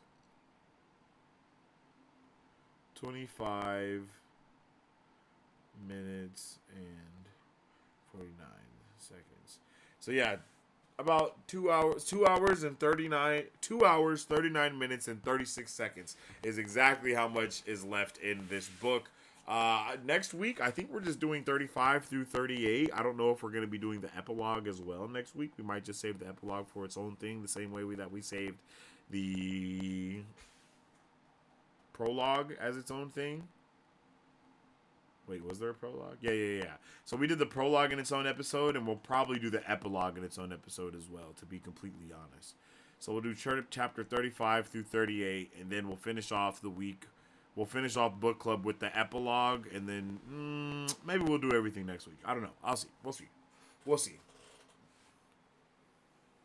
I don't know. I'm not sure, but we will see. Man, this book is incredible. We're almost done. We only got one more week until we're finished with this book. I hope you guys have been enjoying it. I hope you guys like it. I hope you guys aren't too scared about it, you know. I hope you're ready for it, and I'm ready for it. I have no idea what's going to happen next. I don't know who else is going to die, you know.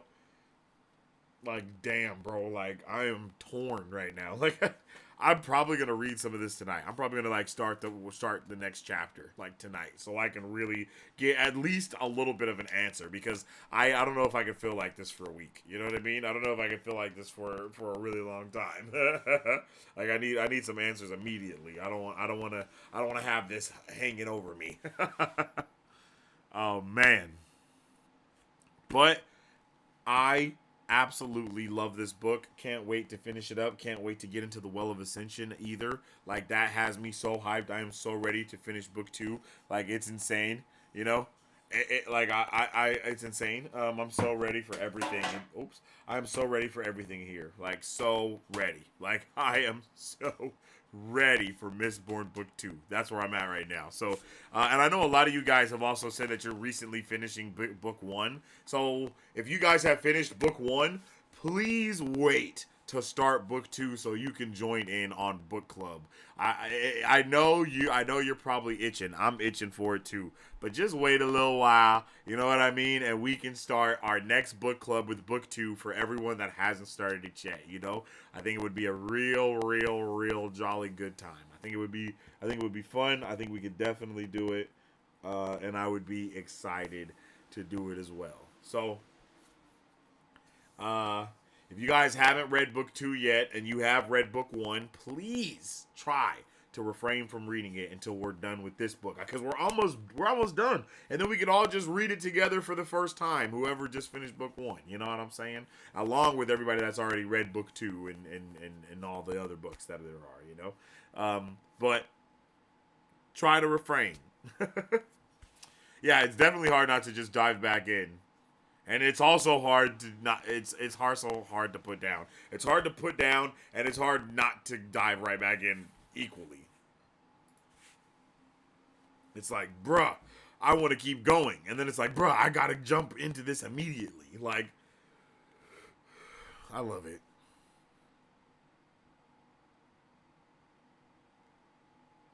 It's hard not to dive in, yo.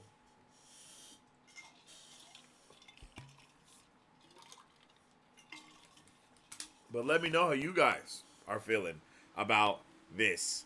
How did you guys feel about this episode of this episode? Yeah, how did you feel about this episode of Reading Mistborn? How did you feel about this portion of the reading? How did you feel about how this chapter ended? Let me know. If you guys are watching on the replay, you definitely also let me know in the comment section down below. I definitely appreciate each and every one of you for tuning in and vibing out with your boy today. Please make sure you drop a like, drop a share, drop a follow, all of the above things, because it definitely helps out tremendously around these parts. And if you haven't already, make sure you guys go check out.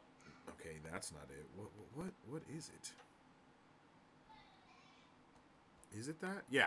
Make sure you guys go and check out my new album, Young, Gifted, and Foolish, now available on all platforms. Type in Sensei Finito, type in Young, Gifted, and Foolish, and you'll be able to see the album up there somewhere. Okay? I definitely appreciate you guys for tuning in with me and vibing out with me as well. We are going to continue on this amazing journey that is Reading Mistborn with the next couple of books. And yeah, it's gonna be a really fun time, yo. What started as From Watcher to Readers is now Book Club and Reading Mistborn. We're about to have 2 books under our belt for Marvel Bros Book Club. I'm thinking about doing something for everybody, like a little merch something or something like that. You know, I don't know. I want to do like a merch drop of maybe like some Reading Mistborn merch, or like Reading Mistborn Book 1 merch or something like that. That would be pretty dope. So if anybody wants to kind of like cop something and rep that they were a part of Book Club, they can. But I appreciate you guys yet again, and I hope to see you all next week in the final portion of our reading.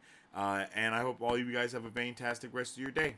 As I always say, stay awesome, stay nerdy, and don't forget to stay marvelous. Excelsior. If you guys would like to support Marvel Bros, all you gotta do is visit our website at www.marvelbros.com and buy some merch. Represent a superfan. Or you can join our Patreon to get early access to content, patron-only scoops, giveaways, private Q&As, and those sacred watch parties. We appreciate you guys. We'll catch you on the next one. Excelsior. On today's pop culture news update. On today's pop culture news update.